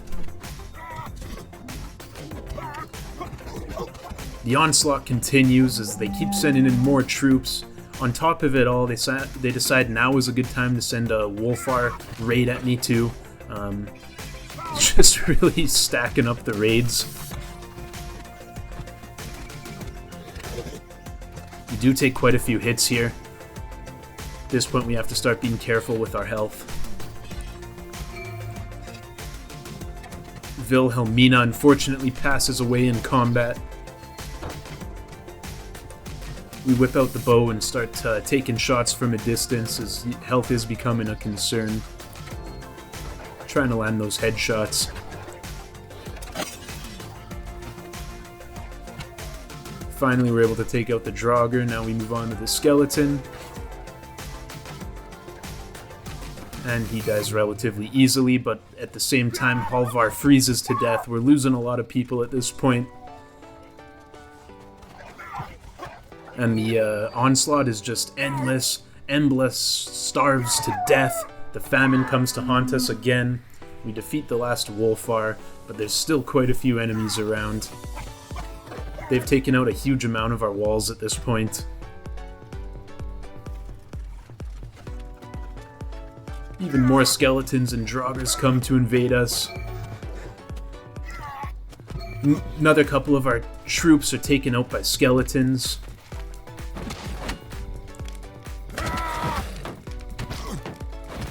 Stamina is very low and we are getting cold at this point, so stamina is regenerating even slower. But finally we do get the notification that victory has been achieved. We survived the onslaught. But a little bit too late for Odd to make it as he does starve to death, and the same thing happens to Nude. And Folk also starves to death, so we're down quite a few troops. I think we were up to close to 40 before, now we're all the way down to 24 as Niall also passes away. Then Loritz brings us down to only 23 remaining. Wolfhild also dies, now we're only at 22, so we get to work spawning in replacement villagers. But Sven then dies as well. spawn in Freya, and the day after we survive that crazy attack, they throw a blood moon at us. Of course they do, right? So, defeat the blood moon, survive 59 days,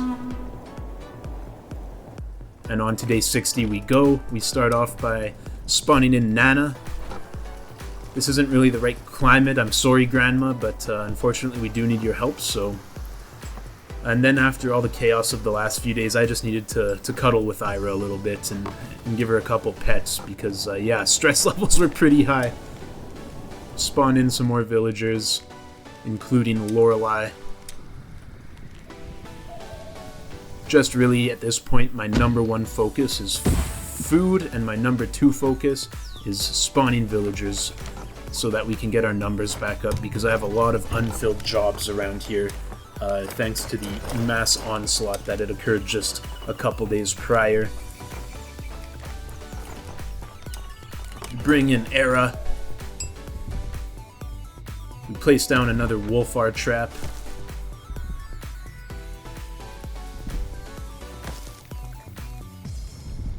And then we decide to spawn in Vigo. That takes us to the end of day 61, as we catch some Z's. Spawn in Holger. And as you can see, some of our blueberry compote has been crafted.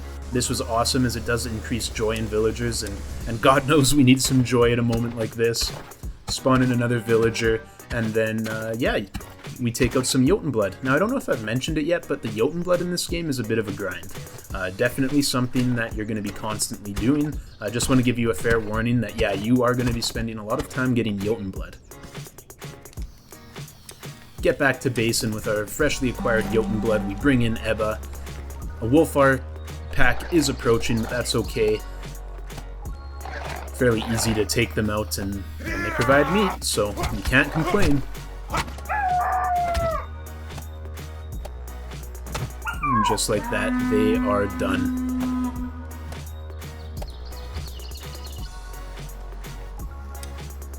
Then bring in Yokum.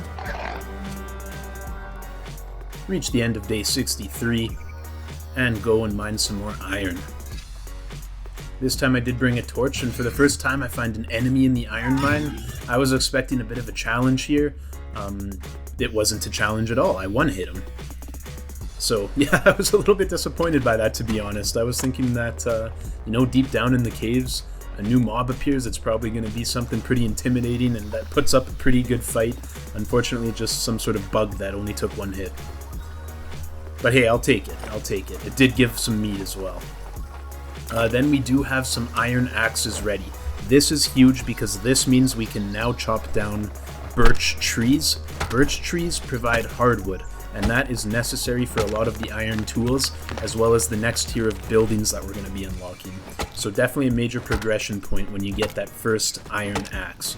So I get to work helping my villagers chop down some birch trees. I want to get into this next tier of progression as quick as possible. But unfortunately, we do have to take a bit of a break and deal with a blood moon. And as you guys watch the combat here during this blood moon, I just want to take a minute of your time to say thank you so much for being here right now. Obviously, I'm a brand new channel. As it stands right now, I'm sitting at 10 subscribers. I'm very appreciative of everyone here right now, and I can't wait for all of us to grow together. It's going to be absolutely awesome. I'm definitely going to remember you guys who were here in the very beginning. And yeah, just very appreciative, and let's keep it going. If you could leave a like and a subscription, that would be very, very, very much appreciated as well. But yeah, back to the blood moon. As you can see, we're just kind of grinding away. They do take out one of our walls. Not a big deal, as the blood moons are pretty tame. Really just using the bow. I want to get that bow proficiency as high as humanly possible. At this point, my melee weapon has started to do way more damage than my bow. Want to get that back to equal. And yeah, really just spend this blood moon sniping skeletons. Get to ranged combat level 30 with that shot there. Take out the Draugr. And with the help of a Trabs person, we take out the last skeleton.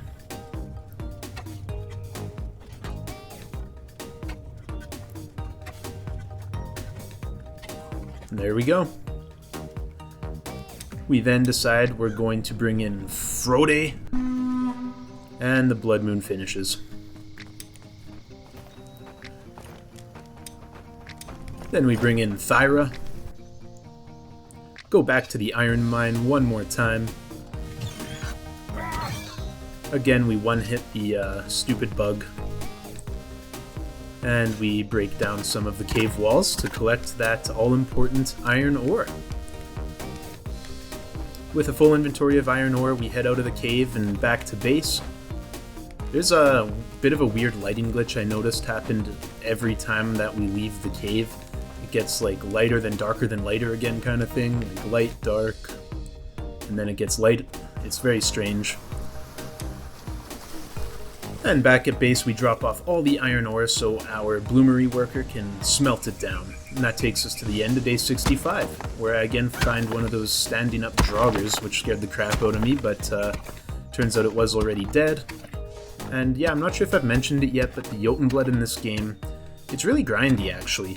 You're going to be spending a lot of time collecting Jotunblood. Not very fun, but it's necessary, as that's what you use to spawn in your villagers.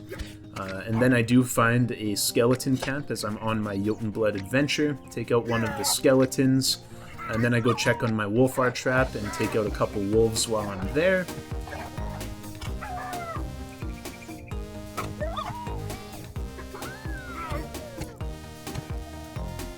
Make pretty quick work of them at this point. The damage is getting really solid. Not often you see me deal below 30 per hit. The Wolfar trap had been activated, so I pick it up and take our new pup all the way back to base. And there he is. They're so cute when they're young. And then we do spawn in Kara. On the 66th day, we do get a warning that another attack is coming in 23 days. So we do have to start making preparations for that. We spawn in Mila, go back to mine some more iron, and we take out the bug. And there was a dead one from before that tripped me out for a second, but we're good there. A couple more of them. Again, really no threat at all. Very easy to take these things out. Grab a bunch of iron ore. As you can see, it opens up again even further down, so this whole thing's becoming quite the maze. Classic lighting glitch as we leave, and then we spawn in Gertrude. Awesome name there. And back to the Iron Man one more time. I do not want to have to worry about iron in the future, so I decided, you know what, I'm just going to do a couple runs right now so we can give our bloomery workers a nice head start with a bunch of iron. Grab a full inventory worth and head back. Takes us to the end of day 67. Get back to base, drop the iron off. Gertrude spawns in. So then we go and get Elsa spawning. The Jotunblood in this game can be a bit of a grind, so that's what I'm doing here, is I'm grabbing some Jotunblood. And then the Blood Moon does rise yet again. At this point, the Blood Moons didn't seem to get significantly harder with each one. They were all pretty standard. Typically 3 waves, typically a Draugr with a couple skeletons, like I was mentioning before. Wasn't really changing, so yeah, they're fairly easy to deal with and did become fairly routine as we spawn Carl in. Unfortunately, Burger left the tribe. He may have got the message that we were planning on cannibalizing him. But, you know, how can you blame us? His name's Burger, so I'm not sure why he's so salty and why he decided to leave, but, yeah, missed opportunity there. Would have been nice to have some burger for dinner tonight. Take out, Draugr. And then the last wave comes. I just kind of wait to see what they're going to do here. They do go after the Eye of Odin. I don't like that idea, so of course I go in with my club swing. I really hate the way the Draugrs die. I can never tell if they're dead or if they're still alive, and sometimes their body freezes upright. Definitely becomes a bit of a pet peeve in this game, but can't complain too much. And as you can see, all of my levels have increased quite a bit, up to 39 melee combat now. So we decide to train it up even further and get it up to 40. Blood Moon is done, and that takes us to the end of day 68. So yeah, day 69, my favorite day throughout this whole video, actually, as we spawn in Ingrid. Just kidding. Sorry, Ingrid, we're going with Anvil. We then build roofs for our warehouse. What this does is it protects the items being stored within from weather events, like when it snows, storms, or rains. And then we did get a longbow, so this was a upgrade to the bow we had been using now that we had the hardwood going. So I wanted to go test that out right away. And as you can see, the damage is definitely significantly increased. We were doing about 20, 25 with the bow before. Now we're hitting in 30s.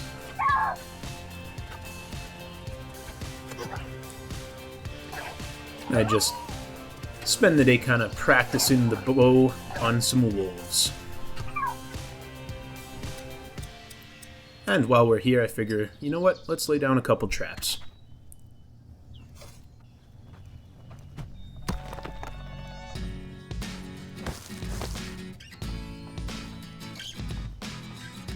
Back to base we go, spawn in Majvi, place down some more walls for the upcoming attack that is now only 20 days away.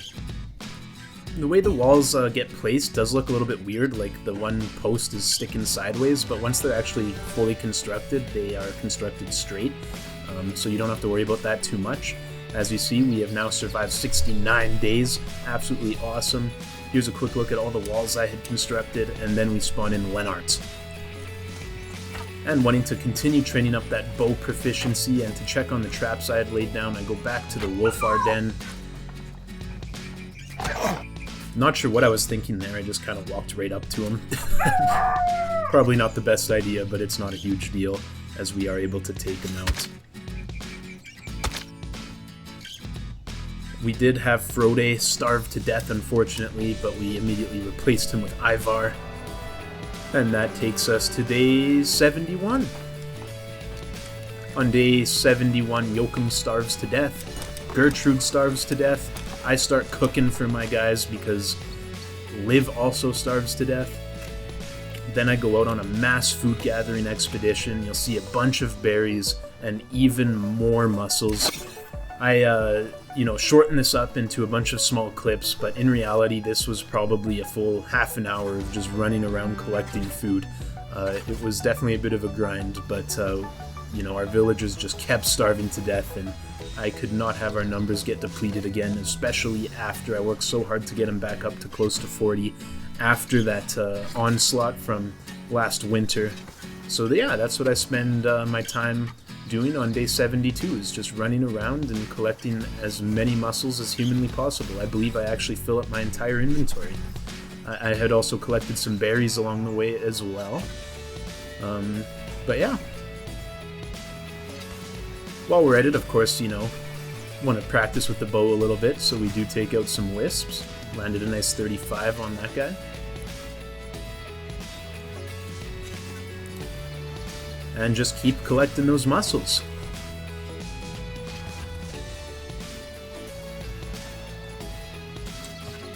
I don't think the mussels do respawn in this game. I did have to go further and further each time, but when you do run along the coast, they are pretty much everywhere, so if you're ever in need of some food, definitely something I'd recommend doing. I do end up coming across a couple whites on my adventure as well, so I take those guys out. A couple with the bow, a couple with the club. They go down pretty easy. Shouldn't have let that guy get a hit off on me, but what can you do? Then we receive word that Frey has also starved to death. But look at all that food that we are bringing back to camp. Just in time before the blood moon, we make it back. We drop it all on the ground and the villagers go at it. And then for the blood moon, we do work on taking out the Draugr. These guys love to go for the Eye of Odin. I'm not sure if that's part of their AI or what, but yeah, they definitely seem to focus on the Eye of Odin for me.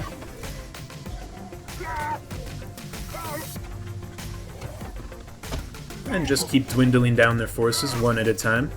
Stupid shield definitely tanks a couple hits for this skeleton, but eventually I break the shield down and I'm able to finish the skelly off.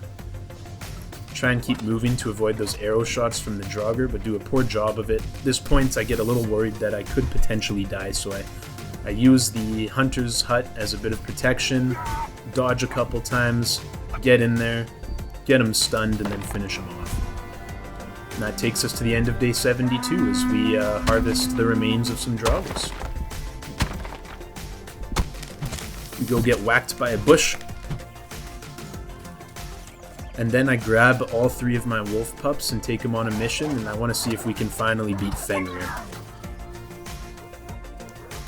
With the help of my trusty wolves, we go and dodge an attack from Fenrir. They all swarm him. We're doing really well. Look at Fenrir's health just go down like crazy. Gets to below half, and then he spawns in his buddies, and this is where things take a dramatic turn. Where things were looking very good before, my wolves start dying, I get absolutely surrounded.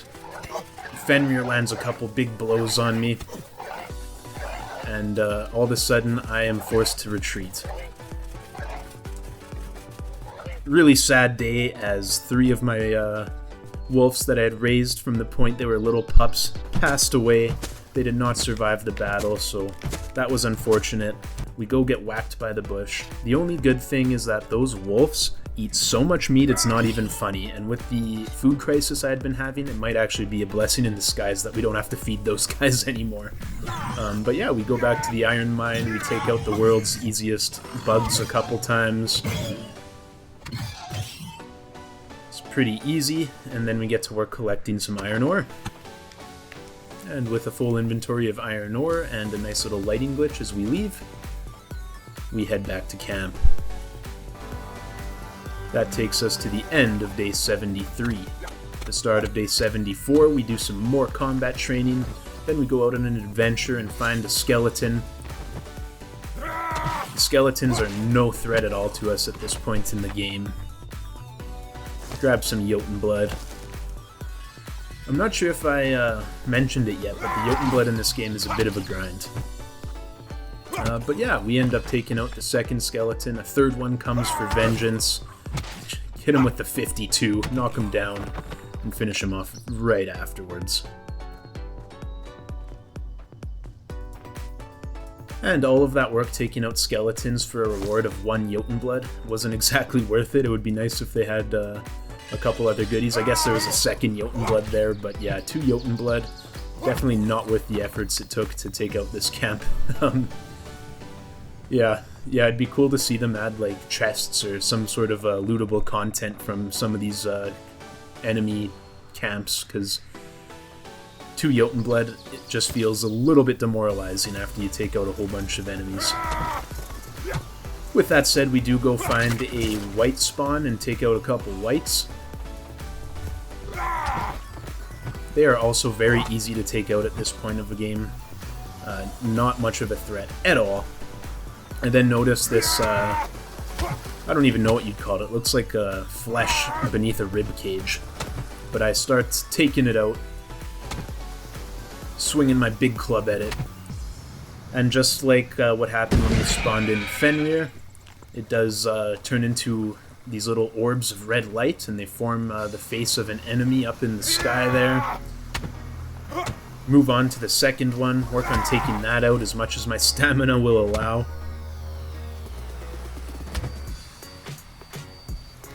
And at this point I decide there's probably a boss coming. Let's let that stamina refill all the way at the top before I take one more swing at it. And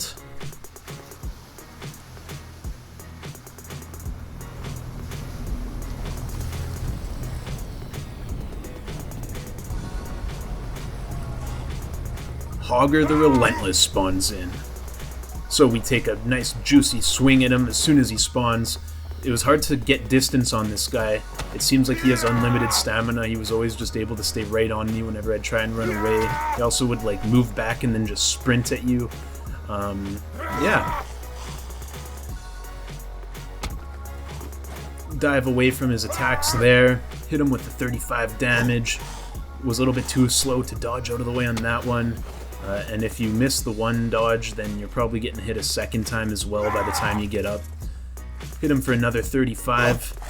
charges at me, gets me again, and of course again because, yeah, you just cannot get up in time to avoid that second attack. Couple more dodge rolls, completely whiff on an attempt to hit him.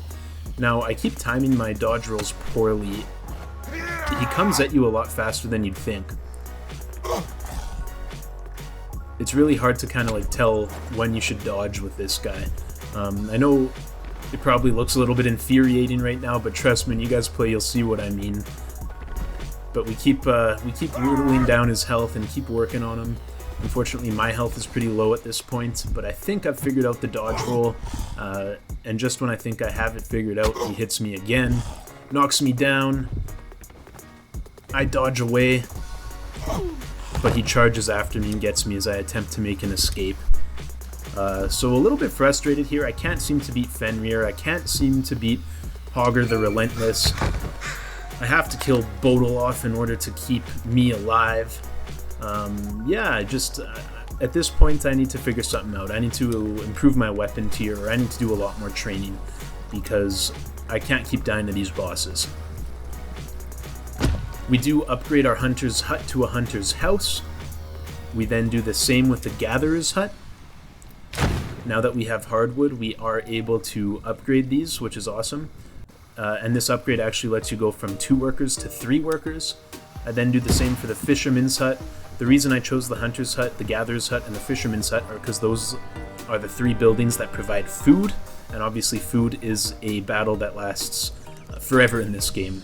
But that takes us to the end of day 74, and we bring in a couple more troops. Not much happens on day 74.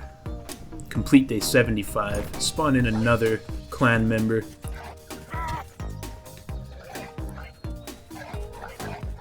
And then we go and practice our melee proficiency on some more wolves. Make pretty quick work of them.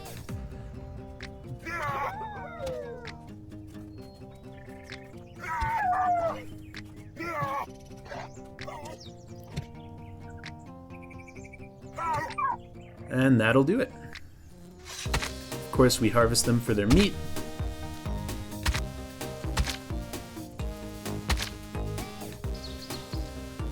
Oidis decides to leave, unfortunately. Lennart has starved to death. It's a good thing that we're collecting all this meat.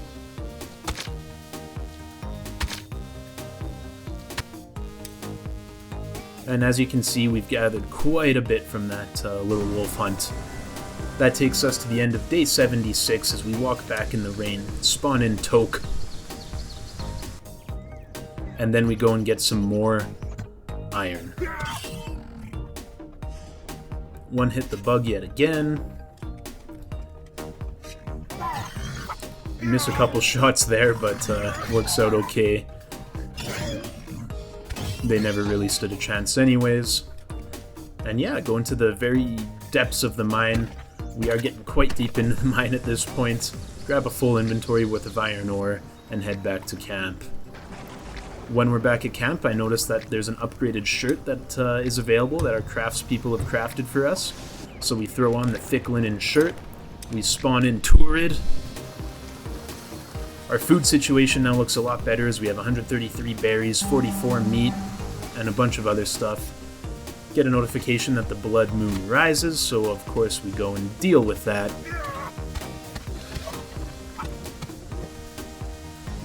Take out the Draugr very efficiently. Then we whip out our bow and take out a skeleton before he can even get close.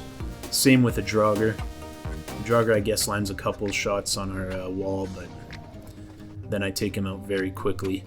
And for the third wave, just more of the same. Have my bow out. Was able to take out the skeleton very efficiently. Then I move on to the Draugr. Was able to take him out very efficiently, and the last skeleton below me I was able to hop up onto the ledge of our tower and finish him off. So yeah, it was a very smooth blood moon. Definitely handled it quite well.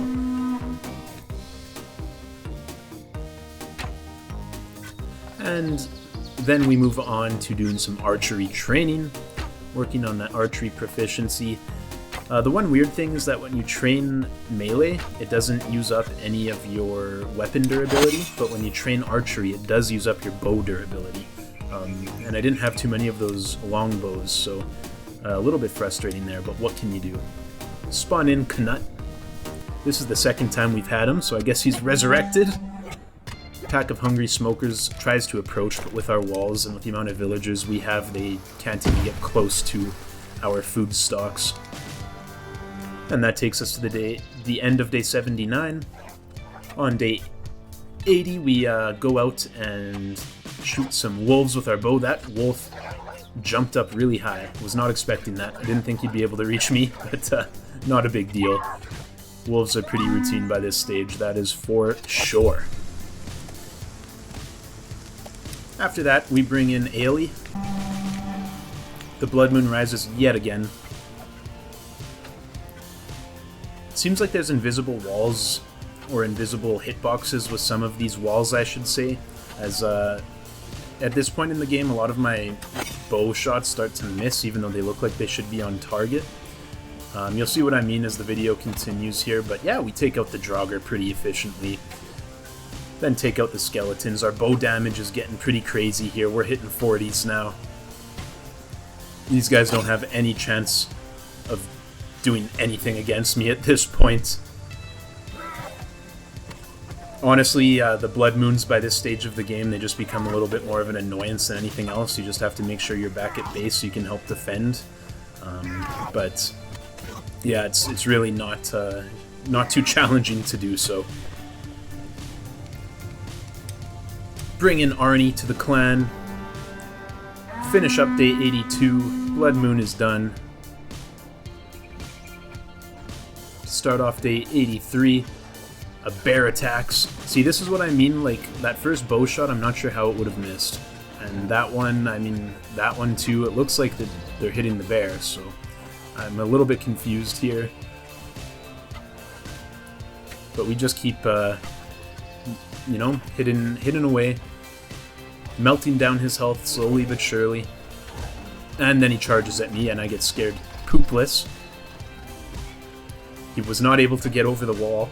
I figured that he probably should be able to, and then sure enough, he does eventually find his way over the wall, but at this point he doesn't have too much health left. He does go after our healing hut, but we have a villager or two join in and help us finish the bear off, so yeah, it wasn't too bad.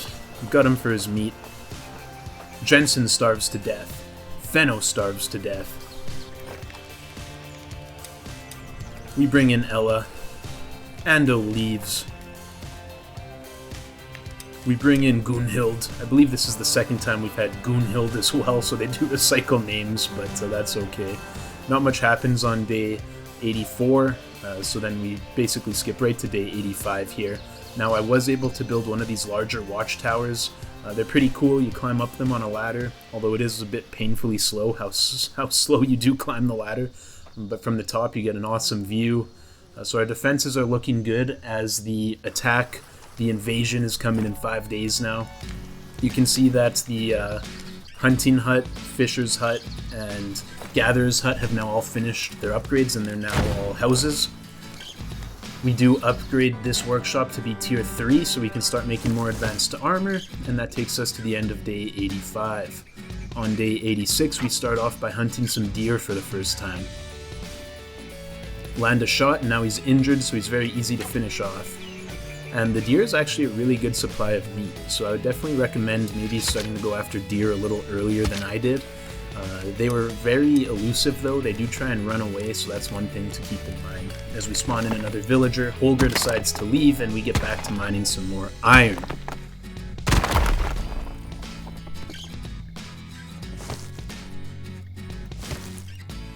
Grab as much iron ore as we can, bring it back to camp, and then start working on our bow proficiency, which takes us to the end of day 86. We then bring in Sigurd. Not Hannah, but Nana leaves us. We bring in our second rendition of Gerd. And then we go after a couple wolves. Completely miss. But that's okay because we take him out in 3 hits directly after the horrible miss.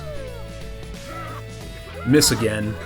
get hit. It's a little bit sloppy here, but that's okay. I'm not too worried. I have a lot of health at this point in the game, and I do a lot of damage. There's no way that I'm gonna lose to these guys, so not a big deal there. And finish taking them all out. As you can see, I collected a bunch of meat and some leather scraps. Bring all of that back to base. Nothing is better than a little bit of dirt-flavored meat, so I drop it on the ground for my tribespeople to cook up and eat, spawn in another tribesperson, and that takes us to the end of day 87. At the start of day 88, you'll notice the forest just outside of our base is absolutely littered with debris.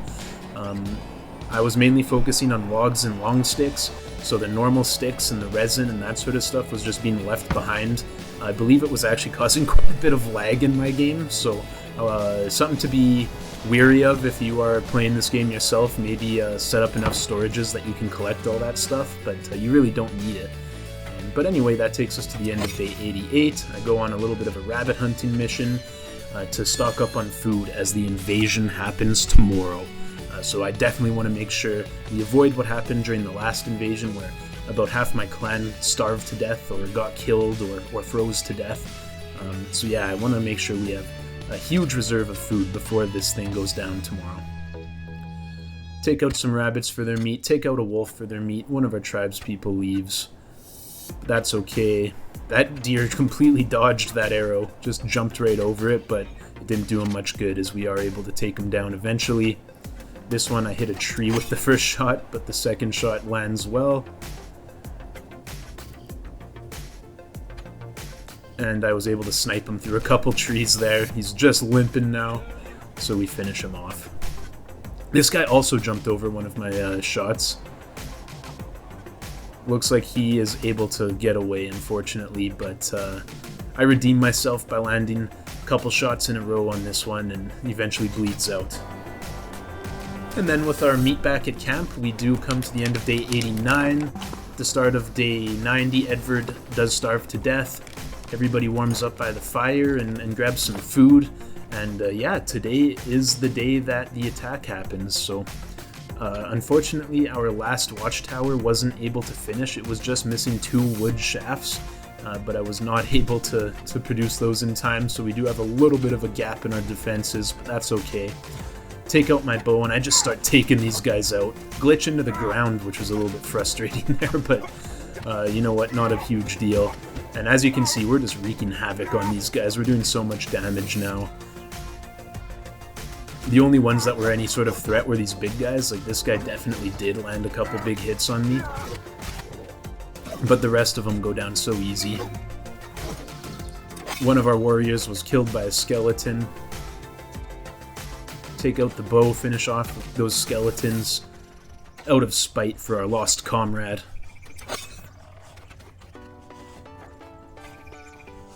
Take out some more whites, then there's another one of those big dudes coming, so hit him with the bow. This guy actually goes down surprisingly easy compared to the first one. Elsa was killed by a skeleton.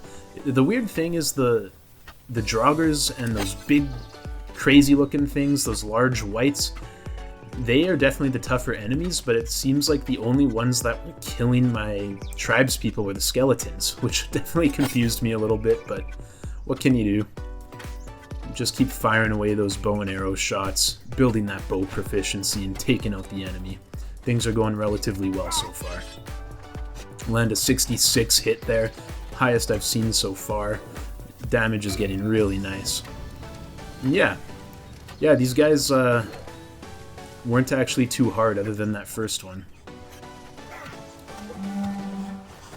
To make things a little bit more interesting, the Blood Moon decides it's going to also show up on the same day as the invasion. Take out a skeleton, go in for the big boss white. Hit him a couple times. He's relentless, does not leave me any room to dodge or run away. Eventually he aggroes the Eye of Odin so I can jump in and finish him off. And go quickly take out the white. Take out another white. Take out a dragger. My health does start to get low here, so I try to be a little bit careful, take out my bow and just focus on hitting them from a distance right after I finish taking out this Draugr and the skeleton.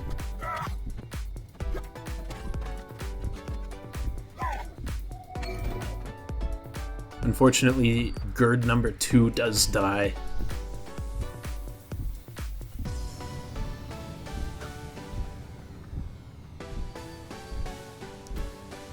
Have a sip of water. Have a look at the carnage that is just outside of our walls. Take out a skeleton. Retreat a little bit. Whip out the bow. Decide to bring the club back out as it is more effective. Help my buddy who's about to die here. Finish the Draugr off for him to save his life. Go to a Draugr archer, take him out as well.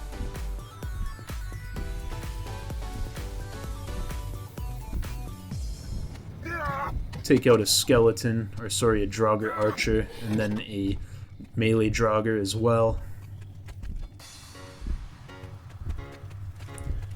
Run away because I do not want to die at this point. Just really careful about how I do this. He aggroes our wooden altar, so we end up finishing him off as soon as he makes that mistake. One more Draugr comes in, tries to take out our healing hut. Blocks a couple of my shots with his shield, but I have the help of a fellow tribesmate, and we end up taking out the Draugr. Unfortunately, Mila did die in the meantime. Find one more Draugr kind of hanging out, not really sure what he was doing out here, but we finish him off, and that finishes the Blood Moon as well as the invasion. After that, we bring in Roar, complete surviving day 90, and then we make reparations to our defenses. The invasion did do quite a number on a lot of our defenses, but at the end of the day, we did not lose too many tribespeople, a lot more successful in the first time around, so I'm pretty satisfied, but I have a look at our food situation and it is pretty dire.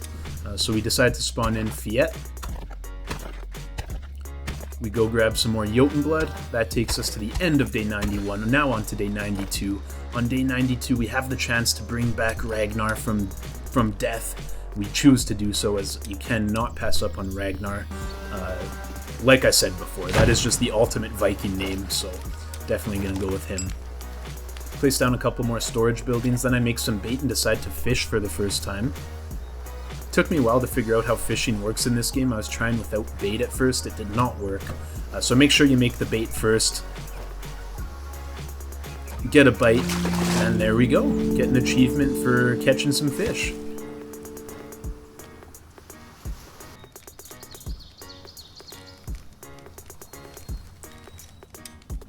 Decide to bring in another villager. That takes us to the end of day 93. Get a hungry pack of smokers approaching, but I am not worried about that at all with our current defenses. Some rabbits aren't going to do anything. Bring in another villager, and then we go and hunt down some wolves. Look how efficient it is to take them out now. That damage is definitely getting high. I'm starting to feel like I'm ready to maybe take on some bosses again at this point.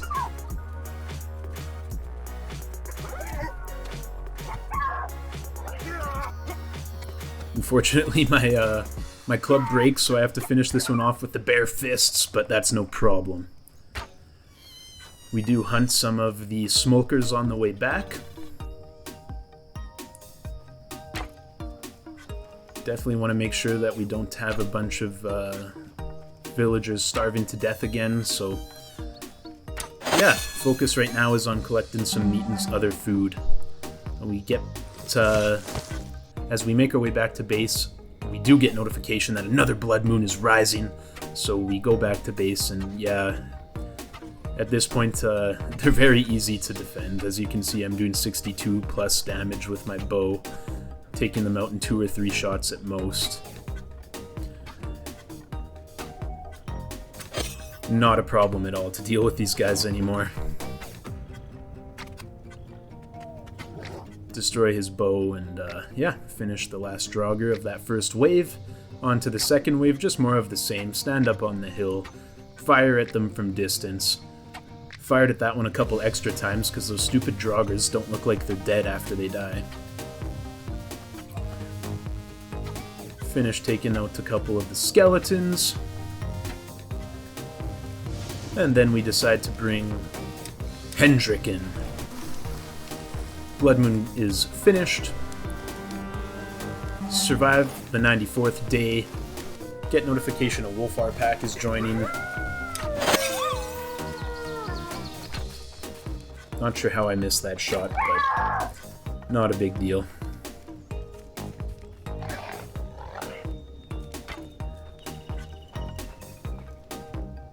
See, that one hit an invisible wall for sure. But we finished taking out the Wolfar. And that does it for the invasion. I'm not sure if I mentioned it yet, but this game is pretty grindy when it comes to getting Jotun blood to spawn in villages. You're going to be spending a lot of time harvesting this Jotun blood. So that's what I'm doing here, as well as taking out the nearby skeletons who won't leave me alone. You know, I would have spared them if they did not come and attack me while I was trying to collect my Jotun blood, but they were relentless, so I had to teach them a couple lessons. Grab some berries while we're here, pick up that Jotun blood, and get back to mining some more Jotun blood, and then we get back to base and we spawn in Frederick. Our iron supplies were running low at this point, so we do make our way back to the iron mine. Easily take out a couple of those stupid bugs that are way too easy to kill. I'm just using an axe, not even a weapon at this point, because, yeah, you don't even really need a weapon to take them out. Grab a full inventory worth of iron ore and head back to base. Back at base, we do decide to bring Emmond into the fold. That takes us to the end of day 96. To start off day 97, we decide to one-hit a couple of wisps.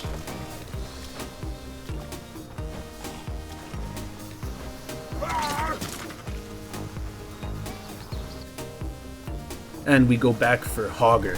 This time I brought onions with me. What onions do is they heal your health a little bit when you eat them. So with the addition of onions, I want to see if I can take this guy out. Get a couple hits off on him, he gets a couple hits off on me, he backs up, then charges at me, dodge out of the way. Tried to go in for an attack, but again he goes for the running. Wasn't able to dodge out of the way that time, but he does a lot less damage to me now with my improved armor. Whip out my bow, take out his buddy there in one shot, and then I start to hit Hogger the Relentless with my bow, charges at me. Does land a couple of shots here. It's very, very hard to avoid his attacks. He was definitely the boss that gave me the most trouble with that, but that's okay, as we are able to prevail against Hogger the Relentless. So finally we beat our first boss, as the last bow shot rings in here. I guess we do need to hit him once more, but yeah, with the onions we were able to respawn our health, and it's not a problem at all. One last hit with the club, he's done, and we harvest his body.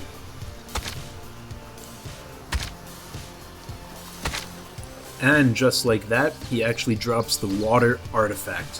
What you can do with the water artifact is you can set up a water rune back at your camp, and the water rune is going to give you a buff. We'll show you that in a bit. On the way back I do take out some skeletons, work on that melee proficiency.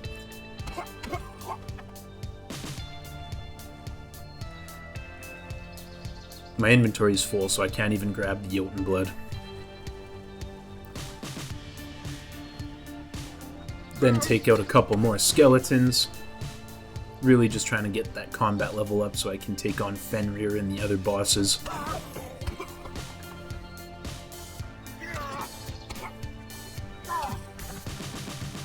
And as you can see, they do not put up much of a fight at all. It's pretty easy at this point.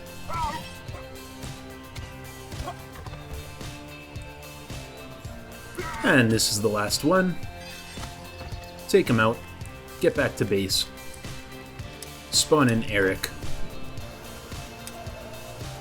And then that water rune I was mentioning before, the water rune stone, that needs the water artifact. Well, I'm now able to place that down. I figured the best place for it was on the shore right next to the water. Yeah, you're not going to believe it, but I managed to get stuck in the glitch spot again. And I kept telling myself, oh, when I get back, I need to remember to fix this. And guess what? I never remembered. So, yeah, not fun. Hit the unstuck button, spawn back at the abandoned ship, and make our way back to camp. That takes us to the end of day 97. Arnie decides to leave us. That's okay, we didn't like him anyways.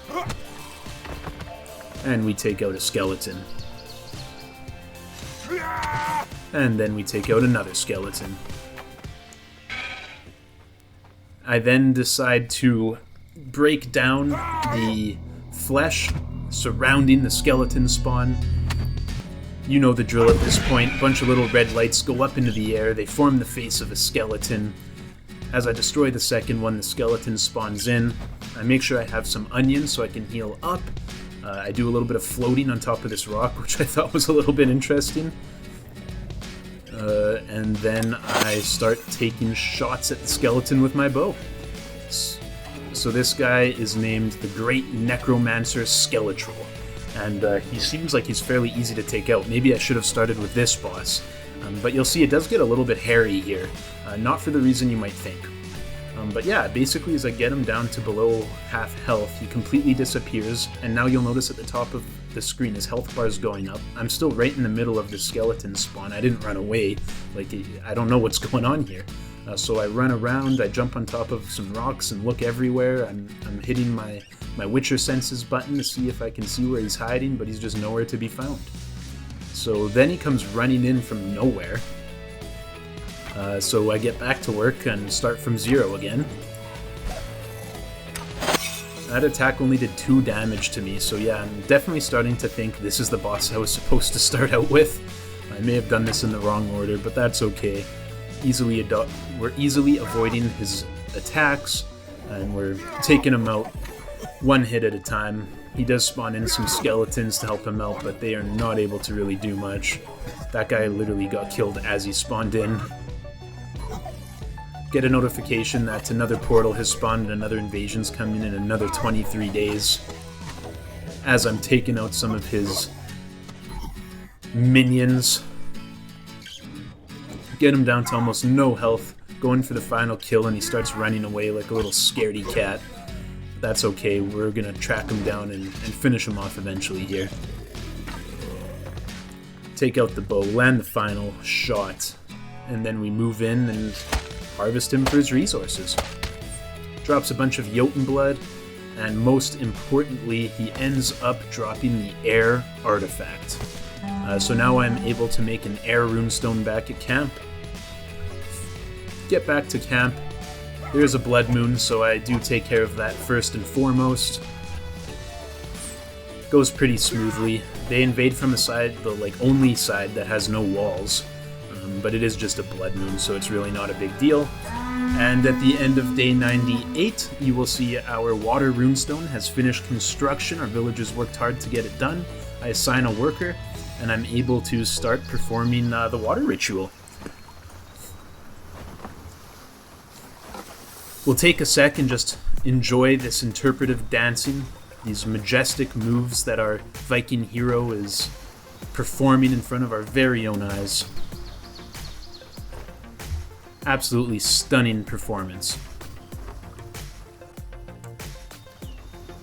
And after that, we decide to place down the air runestone a little bit higher up. Ida starves to death. We go ahead and use some of our Jotun blood as Asmund starves to death.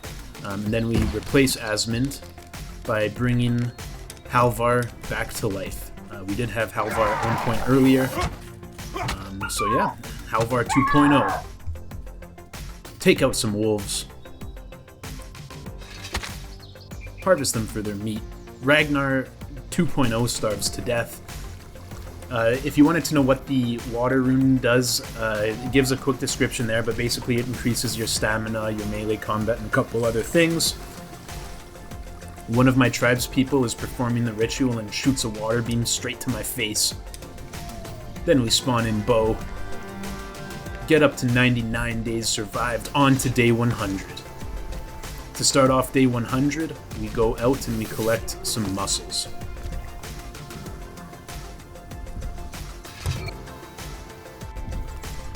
We then decide to bring Sigrid into the fold. Grab a mushroom while we're at it. And as day 100 rolls on, we go and take out a couple of Draugrs at a Draugr spawn location. The wolves are also kind of taking out some of the Draugrs. Bit of a faction fight going on here. I decide I'm just going to take out both factions. That way I can live in peace and not have any war going on my island. So we take out the wolves, we take out the Draugrs. Again, the shields are a little annoying, but at this point, not too much of a big deal. Land the double 50 hit there. Do take a couple of blows, but that's okay.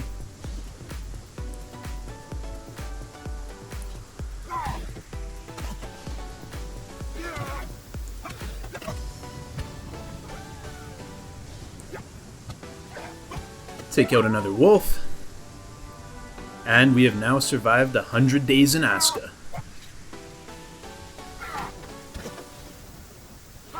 Go ahead and take out the last couple of Draugrs, break this one's shields down, stun him, and finish him off. Then we move on to the last one. Again, stun him, take him out very quickly.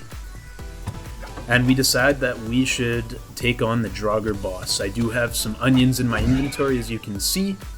So we take out the first bit of flesh, move on to the second one, take that out quickly. The lights form the face of a Draugr in the air. I whip out my bow and I wait for our next boss to spawn in. Now we have Jarl Baneman. So we stand back and we launch some bow shots at him from a bit of a distance. Dodge his first couple of attacks here. He does land one shot for 11 damage. I miss a shot, he lands one. Then I land 3 in a row. 4 or 5 shots, he lands one. That's okay. We land a 50, a 32, a 33. Dodge out of the way. Dodge out of the way. Then he hits us for a 13. We land a 39 as he lands a 13 on us. He hits us for another 13. Hit him for a 51. Hit him for a 36. Hit him for a 36. And that'll do it. Jarl Baneman is gone, baby. He does the same thing the Draugrs do, where they just like become stiff when they die. So I go ahead and mine his body for his resources. As you can see, he does drop quite a bit of Jotun blood, but most importantly of all, he drops the fire artifact. So now we are able to build the fire runestone. So we get back to base, we spawn in another villager. Our air runestone has finished construction. We place down the fire runestone, let the boys get to work on that. And then we go and we take on Fenrir with a full inventory of onions. I probably should have taken out the other wolves before engaging Fenrir. That was a bit of a mistake, but it actually works out okay. We do have onions on us, so I am able to actually heal up this time. As you'll see, my health bar does increase.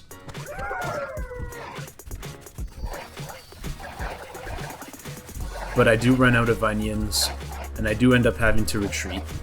That was my fault. I should have taken out all of the other wolves before engaging in Fenrir, and I should have brought a couple more onions.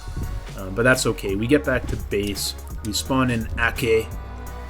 That takes us to day 102, with 101 days being survived now. We wake up and spawn in another villager. Finish day 102 by mining some Jotun blood. To start off day 103, we go back to Fenrir, now with a full inventory of onions and a plan in place. And no extra wolves this time either. So yeah, we just start hitting him with the bow, and the bow seems to actually do a lot of damage to him. He spawns in a couple of his brethren, But we make sure not to let that mob of wolves grow too much, and we focus on taking out the ads first. But as we do so, we actually land some swings on Fenrir himself. And you'll notice the sword I'm holding, that actually came from the Jarl Bone Man, or Jarl Bane Man, sorry. That also helped us beat Fenrir, so it was nice having that sword from the previous boss we beat. But yeah, we were able to finish off Fenrir. We loot him, and most importantly of all, he drops a Earth artifact, so now we can craft the 4th and final runestone, which is the Earth runestone. Our food situation is looking really good. We have 63 meat, 413 berries. I think maybe the famine is done once and for all at this point. We get back to base, we place down the Earth runestone, and then the blood moon rises. So we whip out our bow, and again, very efficiently, we take out this Draugr. We just stand on top of the tower and can hit him from straight above. He stood no chance. Trying to get my arrows to get through there. They were hitting something. Eventually we do, and the skeleton dies. We hit this guy. Pretty long-range shot there. Feeling a little bit better about my bow skills at this point in the game. I tried to 360 no-scope him there. It did not go well. But yeah, I figured I'd have a little fun. And then we take out the last wave, and we pretty much finish them all off before they can even get to our walls. Spawn in nude. Finish off day 103. Blood Moon finishes up. Go check out our farm situation. Everything's looking good. And then we go and get some more iron. At this point, we only have the final boss remaining, and I really want to make sure I have an iron weapon before attempting to take on the final boss. Day 104 finishes up as we grab some Jotun blood.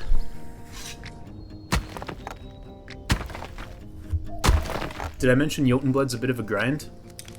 We then spawn in Klaas 2.0, and then finally we unlock the Longhouse. So this is even bigger than the cottage. So I plop one of those down by our kennel. We then spawn in Bjarn. Not much happens in between then and when I spawn in Ulrich. And same thing between Ulrich and Gundrun. We then get another Blood Moon in relatively quick succession here, and again, it's not really going to be any sort of problem for us.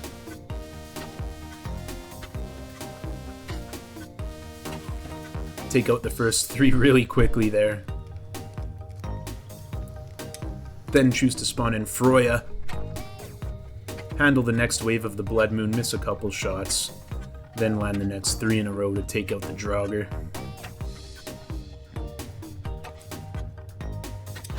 Take out a Skelly. Can't seem to hit this last skeleton. And then this one I thought was dead was actually alive. Scared me a little bit, but we were able to finish him off and not even take any damage. And then we took the last one out. And that takes us to the end of day 107.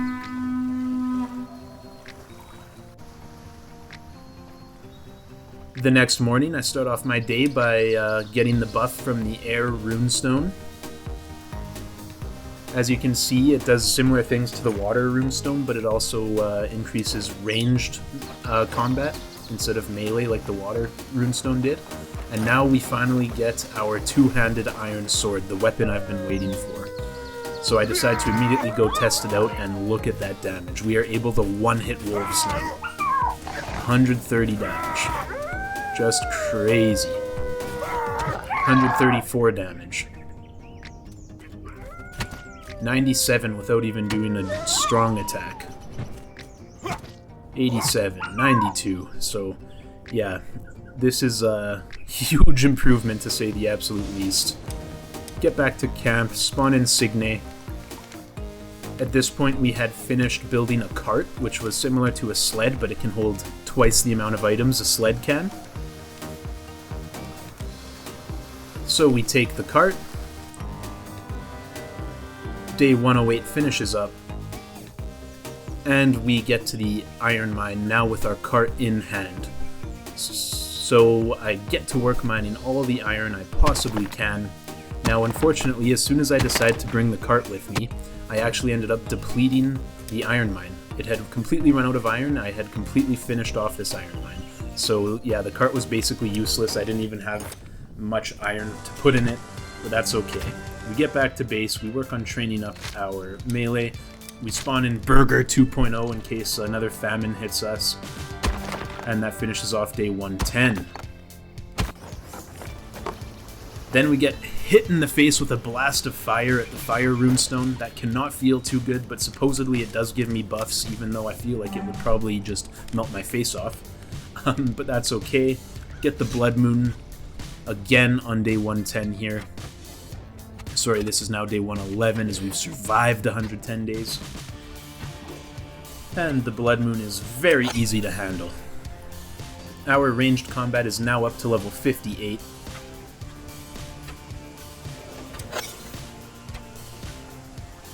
'59.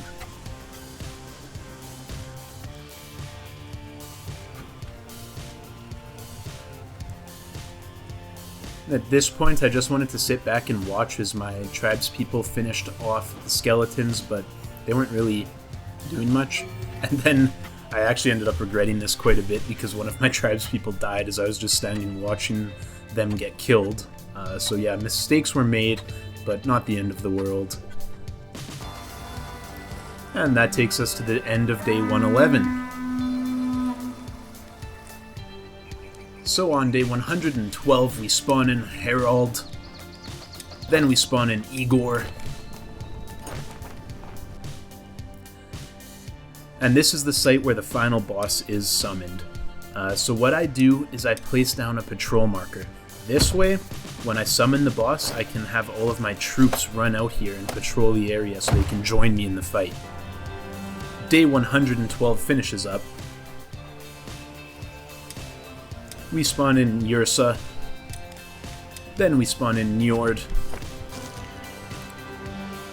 That takes us to the end of day 113 as we harvest some garlic and onions to prepare for the boss battle, as garlic and onions are the two types of food that will heal you when you eat them.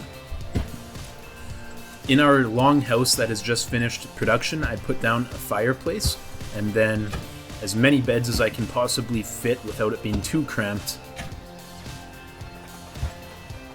I believe we were able to fit in about 10 beds.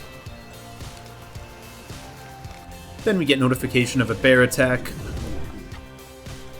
Miss a couple of shots here, but that's okay.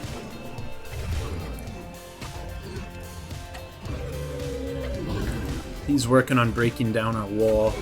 Our tribespeople come to the aid of myself and help me take out the bear, and we finish him off in a relatively quick manner.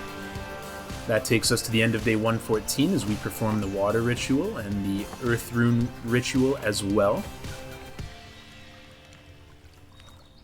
Then we go and relax. And now is the time to take on the final boss. So it requires 5 Jotun blood to spawn it. The same amount of Jotun blood that it takes to spawn in a villager. But this thing's a little bit more intense than your everyday villager. As you can see, so the stone Jotun spawns in, and the way it works is he has little weak spots all over his body, and you have to make sure you hit the weak spots, otherwise you don't do any damage. So we take our bow out, and we aim away at the weak spots, we do some damage here. We're avoiding his AoE attacks. Things are actually going pretty smooth here for the first little bit.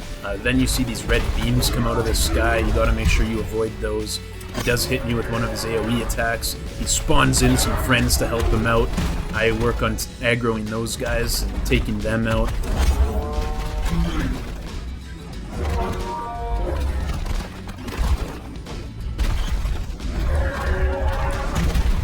Unfortunately, I get hit again by his AoE attack.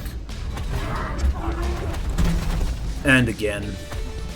Really just trying to take out his minions here. And as you get him to about half health, he does spawn in these crystal shards that will heal him. So you're gonna have to watch out for those and make sure you destroy them. We were able to knock him out at this point and get a few good shots in. I took out the secondary mob. I did get hit by his AoE attack again. Now, One huge mistake I made in this fight is once the garlic and the onions go from being green, which is fresh, to yellow. You'll see the yellow bar on top of my food icons in the bottom there. They actually don't heal you anymore. They only heal you when they're fresh and have a green bar above them. So now at this point in the fight, I do not have any healing items. So I try and play as safe as possible. I'm trying to avoid all of the AoE attacks. I'm trying to destroy the healing crystal that keeps healing him up.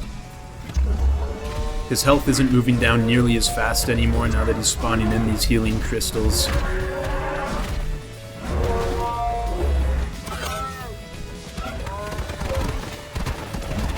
Hit him for a 242 there, which is pretty incredible, but yeah, unfortunately, we were not able to finish him off. Even though he got knocked down again, I do end up getting hit by his AoE attack one more time and dying. That takes us to the day of 116 as we wrap up day 115.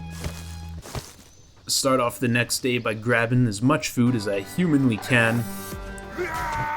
Finish off day 116 by killing a wolf. Just use my pickaxe, didn't even bother taking out my weapon. His buddy comes and tries to, get some revenge on me, but I'm not sure why. It's just a, it's just a death wish at this point, and they know that. We finish taking out the Jotun blood. And now I go back in for round 2 against the Stone.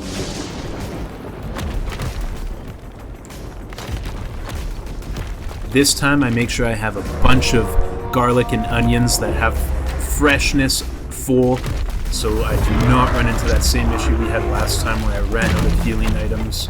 Or I guess I didn't even really have any healing items to begin the fight because they were all already yellow. Unfortunately, my soldiers had not made it out to the scene of the boss battle quite yet, as they were still sleeping, as it was only 8:30 a.m. at this point. But that's okay, they do come and join us later on in the battle. For now, I just focus on doing as much damage as I can solo while trying to maintain full health. Just keep firing arrows into his weak spot, and taking out his mobs, and yeah. Now you can see we're up to 76 ranged combat level. 77. We take out the healing crystal, or at least attempt to. Then we take out the secondary mob. Eat some onions to make sure we're healing up. And just keep whittling down his health.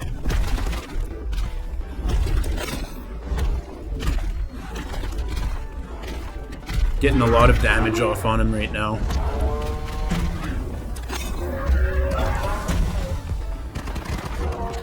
Hit him for 180, hit him for 185, hit him for 181, hit him for 182. Things are going well. 183, 174. Here I do take quite a bit of damage. But, luckily, I am able to heal up just as my troops arrive from back at camp. Take out the secondary guy, as well as the healing crystal. Dodge out of the way of both of his attacks at the same time there. Just focus on clearing the mobs.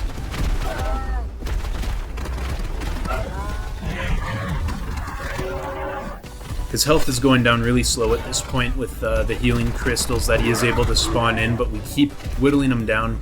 And now one thing that you can do is that when you destroy one of the healing crystals, it drops an orb on the ground. You would have seen the orb right there. And what you can do with the orb, I'll show you again right now, as I take out this with my iron weapon. That orb that it dropped there, you can actually pick those up and place them down at the feet of the stone Jotun, and then once they flash quick enough, they'll explode and they'll cause the stone Jotun to be stunned. Like right now, he's just on the ground and stunned. So I didn't realize this mechanic at first, but as the fight goes on, I did end up understanding that mechanic, and I used it to finish him off later in this fight. My health gets down pretty low here, but I have lots of healing items left. One of my stacks of onions has degraded to the yellow bar, unfortunately, but that's okay. We go in for the attack. We hit him for a 5-11 with the iron two-handed sword as the stone Jotun was stunned.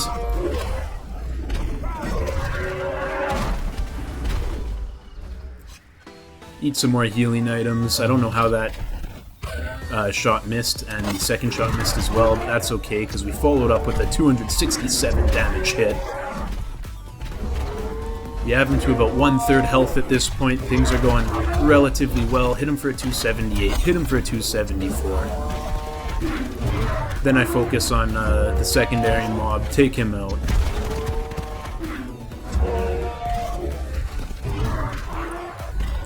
He throws up another healing crystal.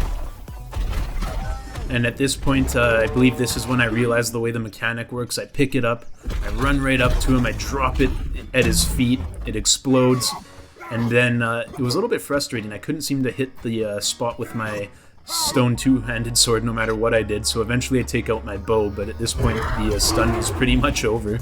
But that's okay, we hit him for solid bow shot there. We do take a little bit of damage, but that's okay. We have a couple healing items still left.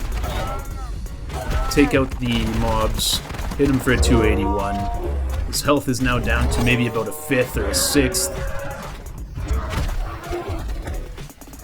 This was a little bit frustrating. He was right on top of his healing crystal, so I couldn't really hit it. Wasn't sure what to do here. Now I was down to no healing items left as my last stack of onions only had the yellow health bar, so now I have to be really careful.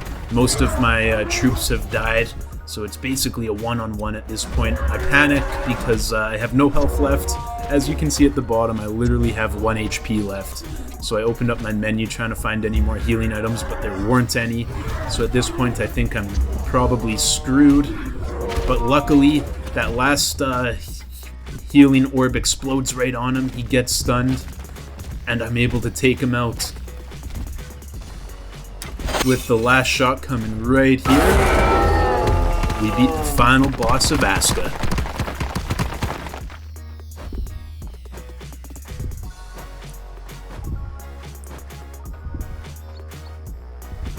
What an adventure it has been, guys. Oh my goodness. That last boss battle was absolutely crazy. You can see there's just arrows absolutely everywhere.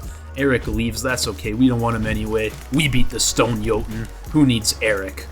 So then we go back to camp and I figure there's no better way to end off the series, this 100-day video, than to grab a Raven potion, take flight, go for a nice aerial view of our entire base. As you can see, the village had got very large, and we sacrifice ourselves and finish the video. Thank you guys so much for joining me. It means the absolute world. Hit the subscribe button, hit the like button. Let's grow together here. Please leave a comment. I'm gonna read them all. And yeah, I can't wait to see you guys in the next one. Comment letting me know which game you'd like me to play next. I'm thinking Once Human, but let me know, guys, and thanks again.